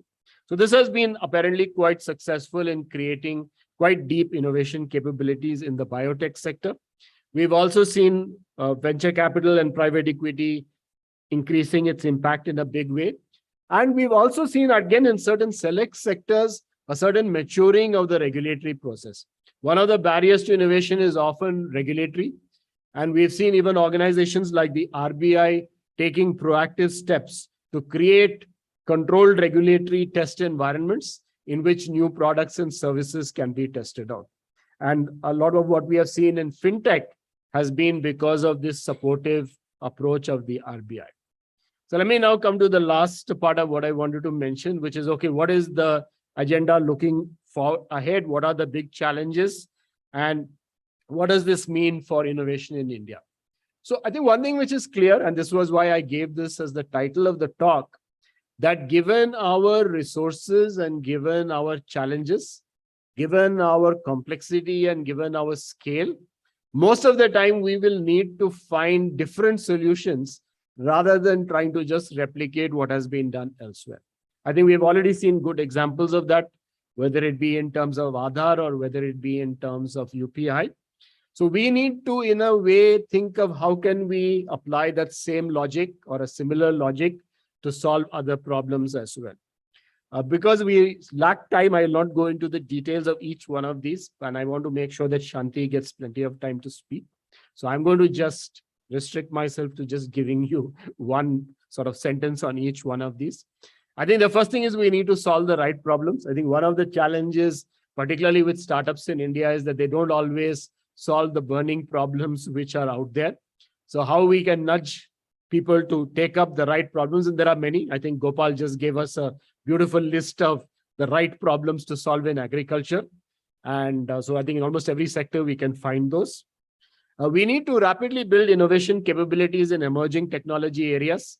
I think that's, again, if I can just relate it and piggyback on Gopal's talk, he just towards the end listed all the ways in which new technology can revolutionize agriculture. So I think that's what we need to do. We need to build those capabilities. We need to create a new generation of innovators. This is a generation which gets excited about the local problems, gets excited about all these big challenges which India has, and then goes about and addresses those. We've heard about agriculture, and Shanti is going to tell us about a lot of the challenges in the disability space. We need to enthuse our innovators to really take these up. Industry-academia collaboration is something that's talked about a lot, but I think what we need to do now is get industry and academia to work together more in terms of solving the problems that need to be solved. Luckily, during COVID, we have seen that this can happen and it can work. So we need to find a way now of translating that post-COVID. Hopefully, some of those mechanisms, like the coordination mechanisms which were created during COVID, will sustain. But if they are not, if they don't, we'll have to find alternate ones to replace them. This is a very well-known problem, but I'm not very sure how we are going to solve it. India's R&D spend is very low by global standards. Currently, India spends about 0.7% of its GDP on R&D, compared to 2.5% to 3% in most developed countries, but even 2+% in China. So we are far away from even a reasonable level of R&D spend. And this is going to be something which is really required if our companies are going to take us to the next horizon.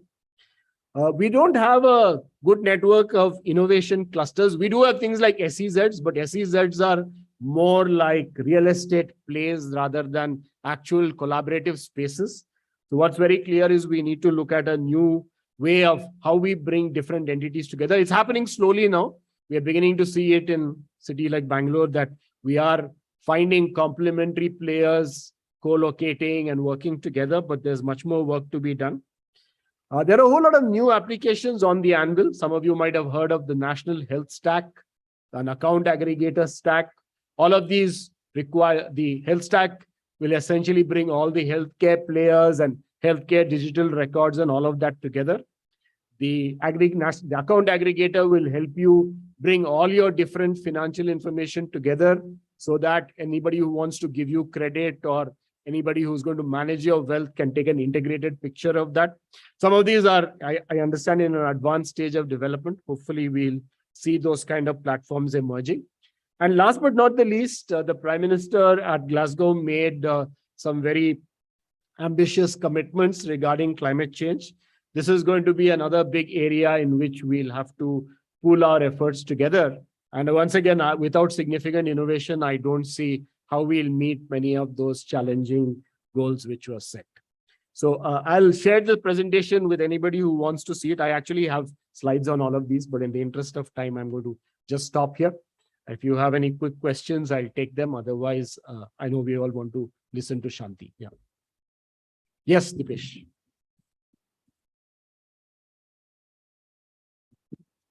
So, Professor, this is more of a thought and a question as well, but I was connecting with Professor Gopal's talk on agriculture and what you're saying about corporates. There is a lot of focus on ESGs and carbon credits especially. So when we talk about carbon credits, ESGs, is there a opportunity for us to look at industry academia to see how is it impacting, and is there anything from that we can channelize all of these focuses towards agriculture and I think the climate change, everything gets connected. So that's more of a thought and a question. Yeah. That's a good point. I think, many, as you rightly observed, many of these things are connected. Gopal in his talk spoke about a number of other resources, right? Like water, which is a very critical resource for India. And, if we don't address the water challenge, our agriculture is going to get worse rather than better. So I think you're absolutely right that finally many of these things do connect into the bigger environmental ecosystem. So yeah, but this is one of the big challenges for most policy making, because as you know, in India and in most countries, we have fragmented policy making and we have different ministries addressing different subjects. Agriculture, to complicate matters, is I think a state subject. So it's primarily dealt with at the state level. And of course, then you have all these big climate change issues at the central level. So how you connect and integrate these is a challenging issue for most countries and particularly so for India. But I think broad point is right. This carbon credit by itself, I think, is to my mind, slightly exaggerated part of this whole environment thing. But I think your broad point is correct, that we need more integration of these things together. Thank you. Yeah, Srini. Rishi, when I look at the 2010-2020 list, a lot of it is about how bureaucrats and technocrats have come together. A large proportion is service innovation, except a couple of stages and other things. It's largely about services. And when technocrats, bureaucrats came, and typically the orchestration is done by a public body or volunteers. The corporate-led driving the innovation is woefully missing from the previous list. The previous list was full of corporate innovations. Right? So what's going wrong? Are the companies not investing enough? Are the companies not getting enough support? Yeah, that's a good question. I think there are two important players here in the corporate side. One is, of course, large Indian companies. The other one is multinationals. I think over time, what's happened is the multinational agenda in a way has now shifted quite a bit to all those new digital technologies that Gopal talked about. And as a result, India is being seen more as a source of talent in those technologies to help the parent company address its global product challenges, whatever they are. So that earlier focus on local problems and so on is lost. So I think whatever little progress Indian multinational captives had made in terms of getting some ownership of products and all that has largely fizzled out. So I think that's gone. As far as Indian companies are concerned, yeah, that's an interesting. I'm not completely sure yet why we haven't seen or why there's been that kind of decline, or at least not visible evidence of too much happening during this last decade. So I think it's something I need to explore. Just elaborating this with an example, I would imagine telecom innovation would also be driven by Bhartis and Vodafones of the world, and not so much only dependent on Tejases of the world. Cisco's and Bharti and Vodafone are broke, so they can't. I mean, I'm just giving an example. In terms of large corporations which operate on scale aren't innovating, aren't investing in innovation. Yeah, I think we'll have a discussion later. I think it is something we need to explore. I also am not completely sure why this is happening, but something we need to look at. Yeah. Shiva, very fast. Yeah, We are running out of time. I know, all agree. Just a quick answer. All these big challenges, I think 7 or 8 of them basically talk about human resources, capability, and quality. I mean, I think a thin line or innovation is a human resource. Yeah, so it's an HR or a people issue. And fundamentally, I just wanted to link, get your thoughts related to the NEP and this area. Do you think, I know it's not a panacea for all, but do you think that kind of approach, the NEP approach, and what Professor Mahadevan also spoke about, the indigenous or the Indian knowledge systems, somewhere we may look at a 10, 12 year or 10, 20 year timeline to look at resolving this, or what are your thoughts related to the NEP and this part? So I think there are 2 or 3 aspects. I think one thing which the NEP strongly believes in, and you can see that Professor Mahadevan also endorses, is that probably a better sense of what we have done in the past will help us also in building the capabilities for the future. So I think that's one area where the NEP is quite strong in its emphasis. The NEP also emphasizes research. There's a national research fund. There are a lot of new ideas in it. I think the challenge for NEP is going to be that it involves quite a significant shift from what we have been doing so far. So the transition is not going to be that easy. Moving multidisciplinary, making the system much more flexible in terms of entry and exit. A lot of the things that the NEP talks about, these are things which definitely can't happen overnight and are going to take several years to happen. So I think many of these are going to be work in progress. I think even that's what Mahadevan also mentioned, right? You look at our ability to manage our traditional knowledge better. I think he was saying maybe 10 to 12 years is the time frame. I suspect NEP's time frame is also similar. It's going to take at least a decade before we are going to see any kind of outcome of the transition. And this 10 years is going to be challenging, because during that time, with all these changes happening, it's going to be challenge both for the institutions and for students and everybody who's part of the education system to grapple with this. So I think, yes, your hypothesis is right that NEP has a significant role to play, but my only caution is that it's not going to be a very easy path to follow. I think I'll stop here. Thank you.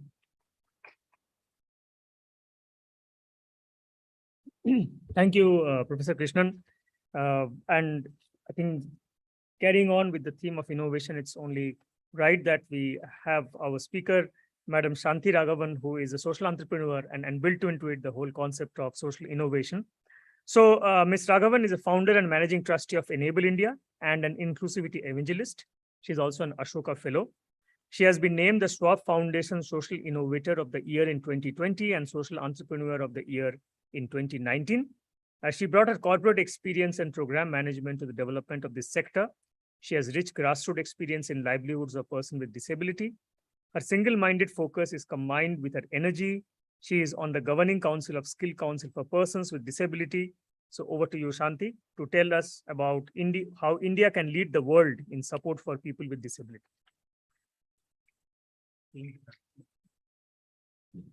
Thank you so much, Saurabh.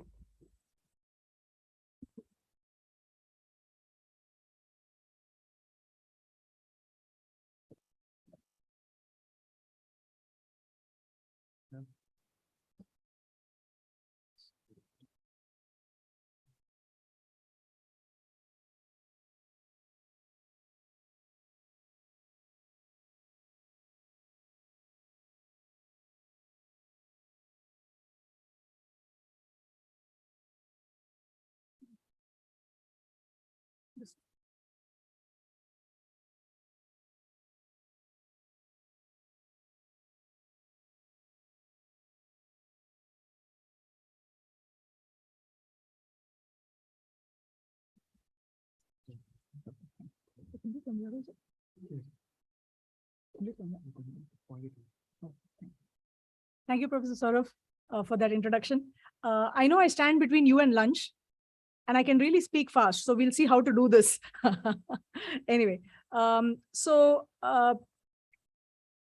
the founder of Enable India, along with Deepesh here, who is also in the audience, I just want to say that the last 20 years, we have been working on the vision of economic independence and dignity of persons with disability. And in that journey, I just want to give you a few anecdotes which will tell you what we are seeing. From the beginning, we were able to see the person, which is sometimes difficult, right? Because you see, it's easy to see the disability, but somewhere I think okay. Yeah, is it okay now? Yeah.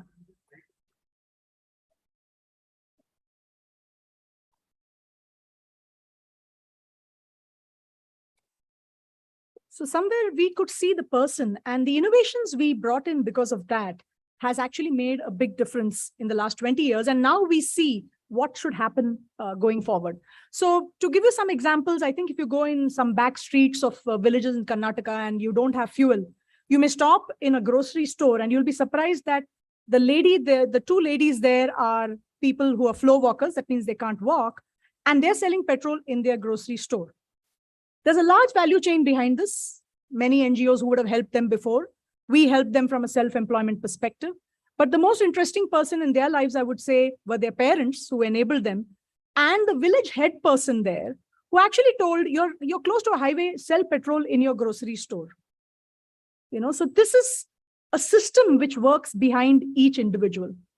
If you go to Cytocare Hospital here, you are a lady and you come to know that you could actually do a medical tactile examination of your breast. Don't be surprised if you see a lady with vision impairment who's actually doing not those mammograms and those things because of which I don't know how many of you all go, but I don't feel like going. But here there'll be a tactile examination done, and within a half an hour, you will come to know whether you have some positive symptoms of breast cancer. And it's done, and this is not with any kind of technology, it's with the tactile senses of the lady there, right? If I take another example, if you go to Indiranagar and you go to inside the Hatikapi, and maybe you go a little bit early before Hatikapi starts, you may see a lady who opens the place even during COVID times. And then she obviously serves you coffee or whatever, but she's a person with intellectual disability. And again, behind somebody like her, there are parents, there are different people, including Diya Foundation, who is an NGO working to enable her. The collective of Mission 1000, where all of us NGOs got together to pool in, it's about economies of scale, pool in the demand, work on the supply, find the solutions, and that employer who is includable, who's able to see beyond that basic narrative, oh, this person is disabled, and was therefore able to, with this collective, learn how to empower, see that potential. But we still didn't expect that she's going to be the one opening the store. That was like, oh my God, during COVID. So you may not be able to see her smile during COVID times because she was wearing the mask, but she was going there every day. So these are the kind of stories we have actually seen. And what we started seeing was there was a shift in narrative that was happening. When we were innovating on the employability, we started making our candidates do volunteer work. So, they had to, help in raising funds or getting clothes during Bihar floods or something like that. They were doing that. Then they started getting more innovative, because the funny thing is when you start expecting something from people, there is magic. So the one that Deepesh and I were talking about, we had to tell this, was when the innovations have been going over the years, the latest one we came to know was our partner organization in Kerala, and what the innovations done by the persons with disability there. They actually have set up a breastfeeding unit within a hospital. It costed them 12,000 or something. They raised that by cooking food and doing something, whatever. And they found that, the lactating mothers, wouldn't go with their kids for polio shot because they were breastfeeding and they didn't want to be there. So that's why so look at this. I mean, this is some great insight that they had. They raised the money and there's a breastfeeding unit there. And that's the volunteering work they did. These are people with vision impairment. So all of these just showed us that we were on the right track with respect to once you can enable a person, oh my God, the sky is the limit. So over a period of time, I think that's what we've been seeing. We've been seeing this shift in narrative. And if I can just go to the next slide, I don't know, it's not, 1 second, let me just see that. Yeah, I got it. We've been seeing the shift in narrative: valuable employee, taxpayer, volunteer, active citizen, change maker, nation builder, innovator, homemaker, etc. And let me take the example of the lady in the left side, right? She's an asset survivor. We had to do a lot of work for her to get to where she is. But today, not only is she working in the Defense Department and the government, but she also enables other asset survivors, right? The second gentleman is a person with multiple disability. Now, why am I giving you these anecdotal information? I'll kind of wrap it up and you'll understand why I'm saying this. Because everything shows us the deep insight and we are ready for scale because of that. So these anecdotes hide behind them insights which are ready for scale, frameworks, models which are ready for scale. So we have extensively worked, especially on multiple disability, because, after that, we've seen this famous anecdote which has happened in one multinational, where we had put almost 10 individuals with multiple disability. So now that company came back and said, can you give us a normal disability? So suddenly one type of disability became, usual, normal. So this gentleman actually, who has multiple disability, works in a bank. He actually gave money back to his organization, Akshada Foundation, when he got his first paycheck. I mean, till today, we can't get over that, right? There's so many like that. Pradeep, whom you see, who is using that refreshable braille display there on the third picture on the top, he's a person who is deaf and blind. That means he can't see, hear, or speak. We are called to foreign countries who say, how have you cracked IT for people with disability? Because abroad, they have had this welfare culture. So therefore, they were able to give beautiful systems and processes, and mostly people worked in sheltered workshops. So they would do only the 4 Fs: filth, food, flowers, and the 4th F, I don't know. I don't think it's a bad word, but So this is what we have seen, that we've been able to push that envelope. Can we do more with this? And it's not about Enable India. It's about an entire complex system of many people coming together. This gentleman on the right side top is very interesting to me. He's part of what can happen when you give platforms. Professor Rishi was talking about platforms. So we have a rural social networking platform, which just, you need to have a simple phone. You can call. Before, you could do a missed call and then you'd get a call back. Now you just have to call in. And you can listen to various audios, and you could post your question, your problem, or post your solution. So this gentleman, during COVID times, he lost his job himself. And he posted, he also saw many other people with that same problem. He posted on Hamari Vani, which is, so we have around 21 states, users from 21 states who are persons with disability. He posted his query, he followed up, he did a lot of things, and he made sure everybody in Maharashtra, that Amravati or some place, I can't remember, all of them got food and grains and all the things, the medicines, supplies, everything during COVID times. And all he used was the Vani platform. On Vani today, we received more than 3 million calls. That means 30 lakh times users have logged in. Why?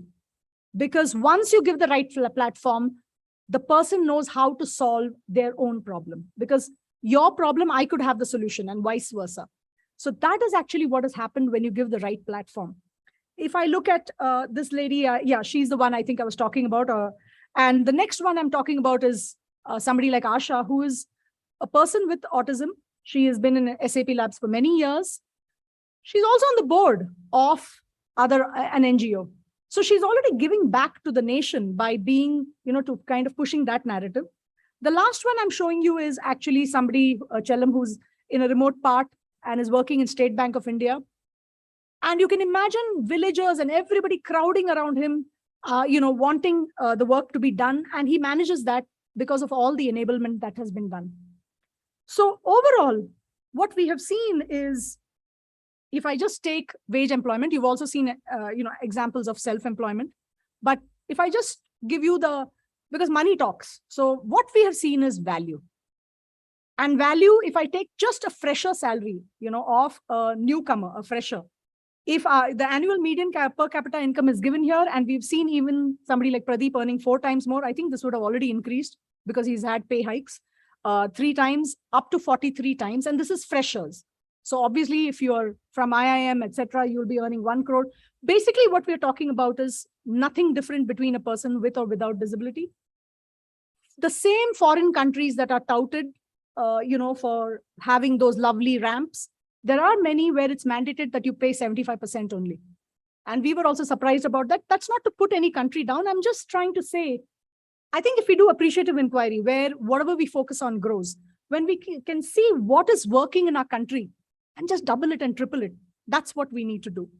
And for us, the heartening statistic was when we did a survey that 81% are supporting their families in urban, 70% in rural. And the latest, we used to say 35% are sole bread earners. And I think just 3 days back, Deepesh and I came to know from the survey in the rural area that it was 56% are sole bread earners. They're the only ones supporting their families. So here's a person with disability, not expected to do much, and now is actually the only supporter for the family.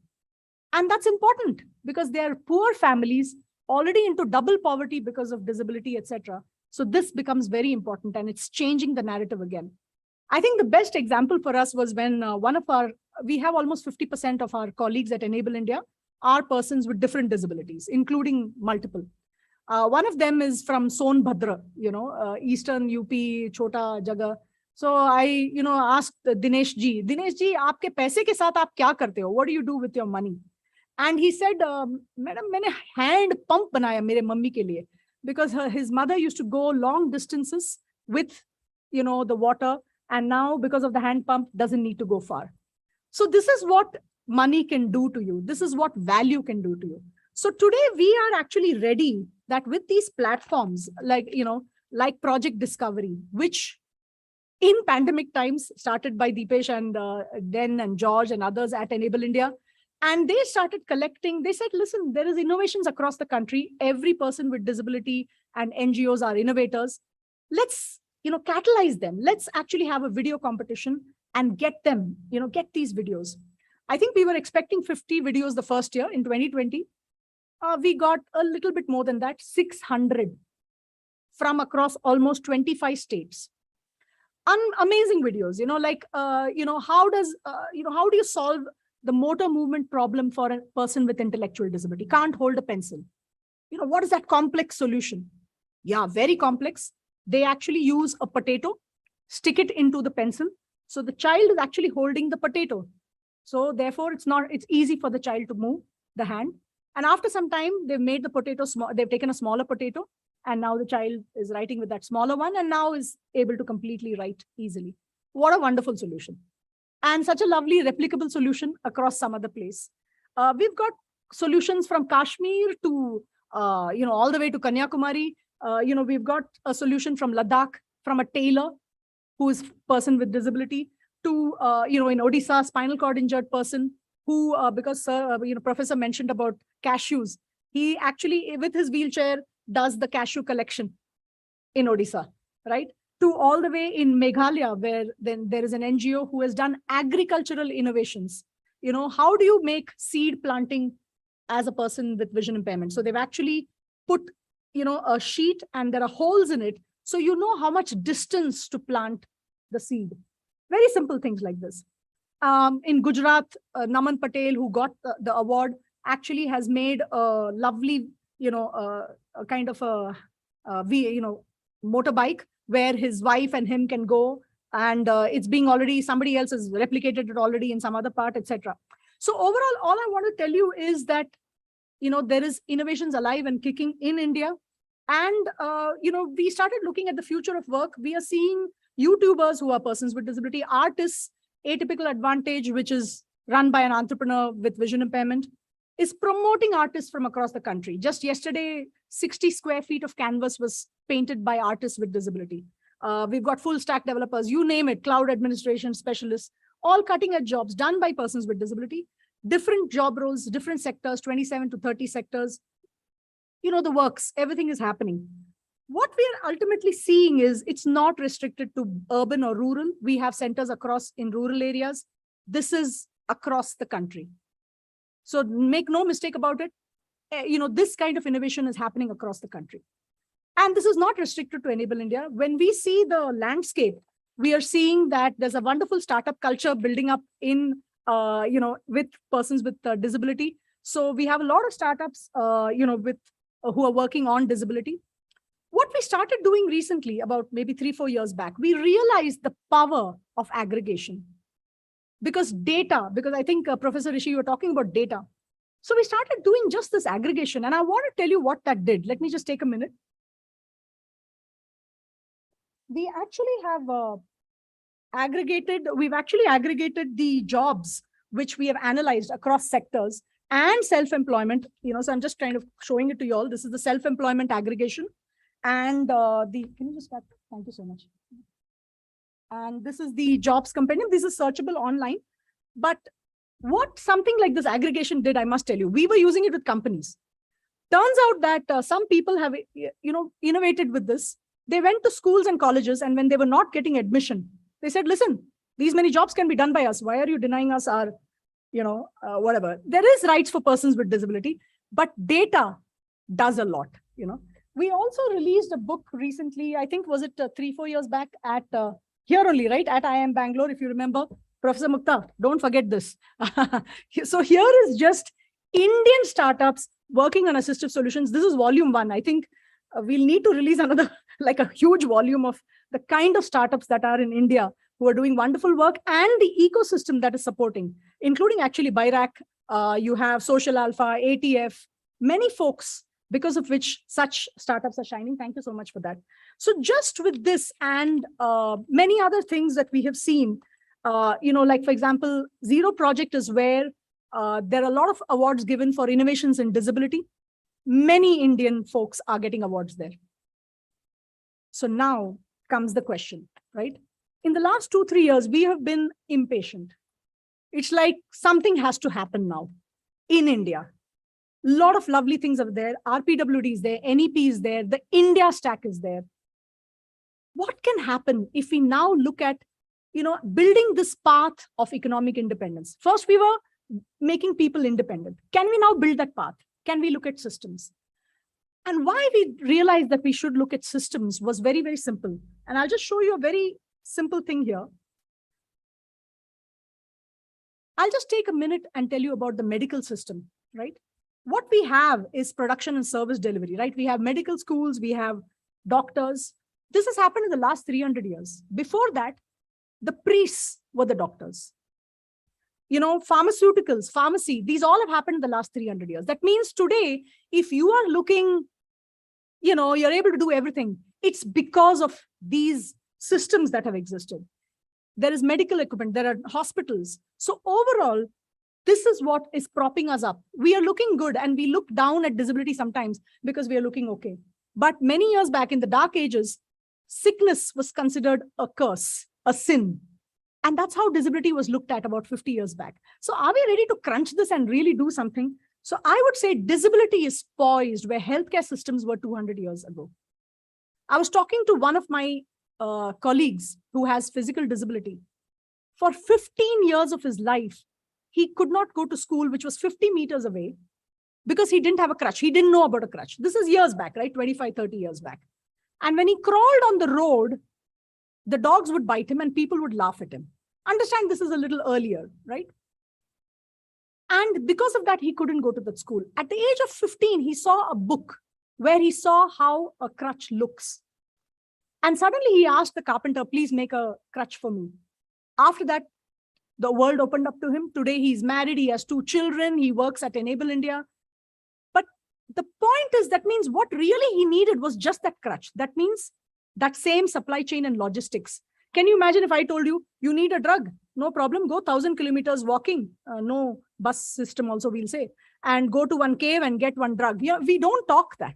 That's how it is in disability. Not so much for a crutch today, but still it exists in disability. So the question is, can we look at disability and look at systems?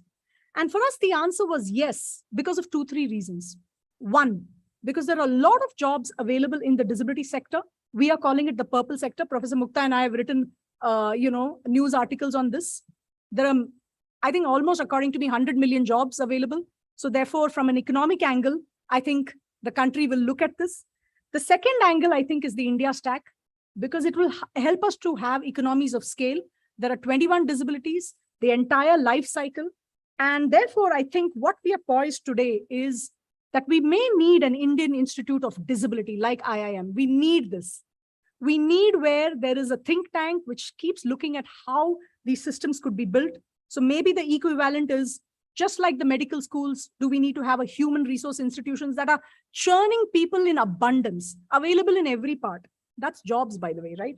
And specialists across the life cycle, from birth to death of a person with disability. By the way, don't worry about that person with disability. Think of you and me.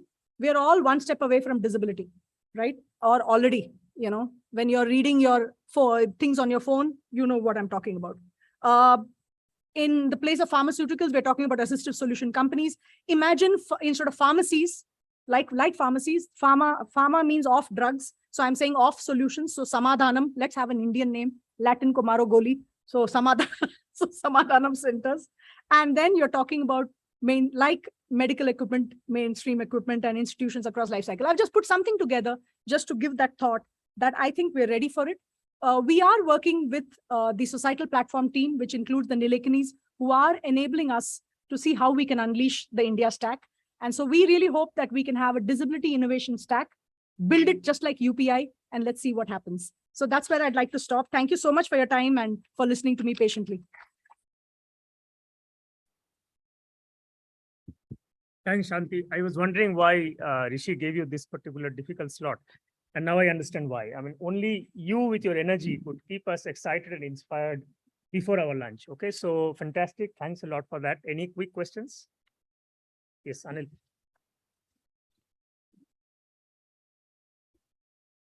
Thank you, Shanti and Enable India. I think this is excellent. A very direct concern for us is about learning disabilities. Yeah. Right. From whatever little I've seen, there's not much that has gone into in terms of understanding what could be the, for lack of a better term, I'll say the learning disability in the Indian context and things like that. And while we at an institution which is so much enabled, we find it so difficult, I can only imagine what would be the difficulty for others. So any thoughts on that? Yeah, I think there are pockets of innovation. I think the problem is just that right now I'm into some strange words, right? Taxonomy, ontology, asset library, service library. These are the only things in my head. First, can we just see what's already happened? Taxonomize it in such a way that tagged in such a way that you can actually find it. So that's kind of one of the efforts that we're trying to do digitally, because you need the information in your time of need, not that Google search thing. So it's got to be so specific to your need. That's what we're trying to crack. Google search can do only something, but so we are looking at that, but there are pockets of innovation.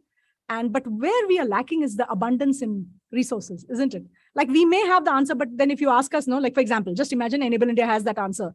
We'll be like, great, we'll talk to you soon. Hopefully that's after 3 months because we don't have time.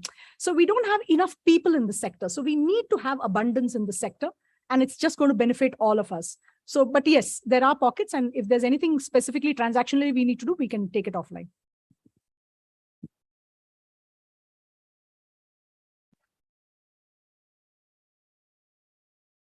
Okay, thanks a lot once again, Shanti. And with that, I think we come to a close for today's session.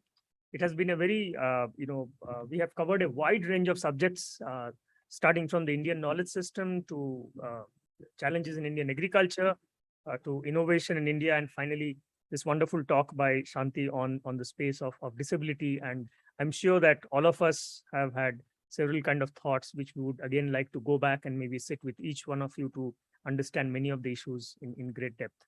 So with that, we close this session. And thanks a lot for attending. Thanks to all our speakers for enlightening us. And we can go and have lunch. Group photo. Okay, he wants a group photo.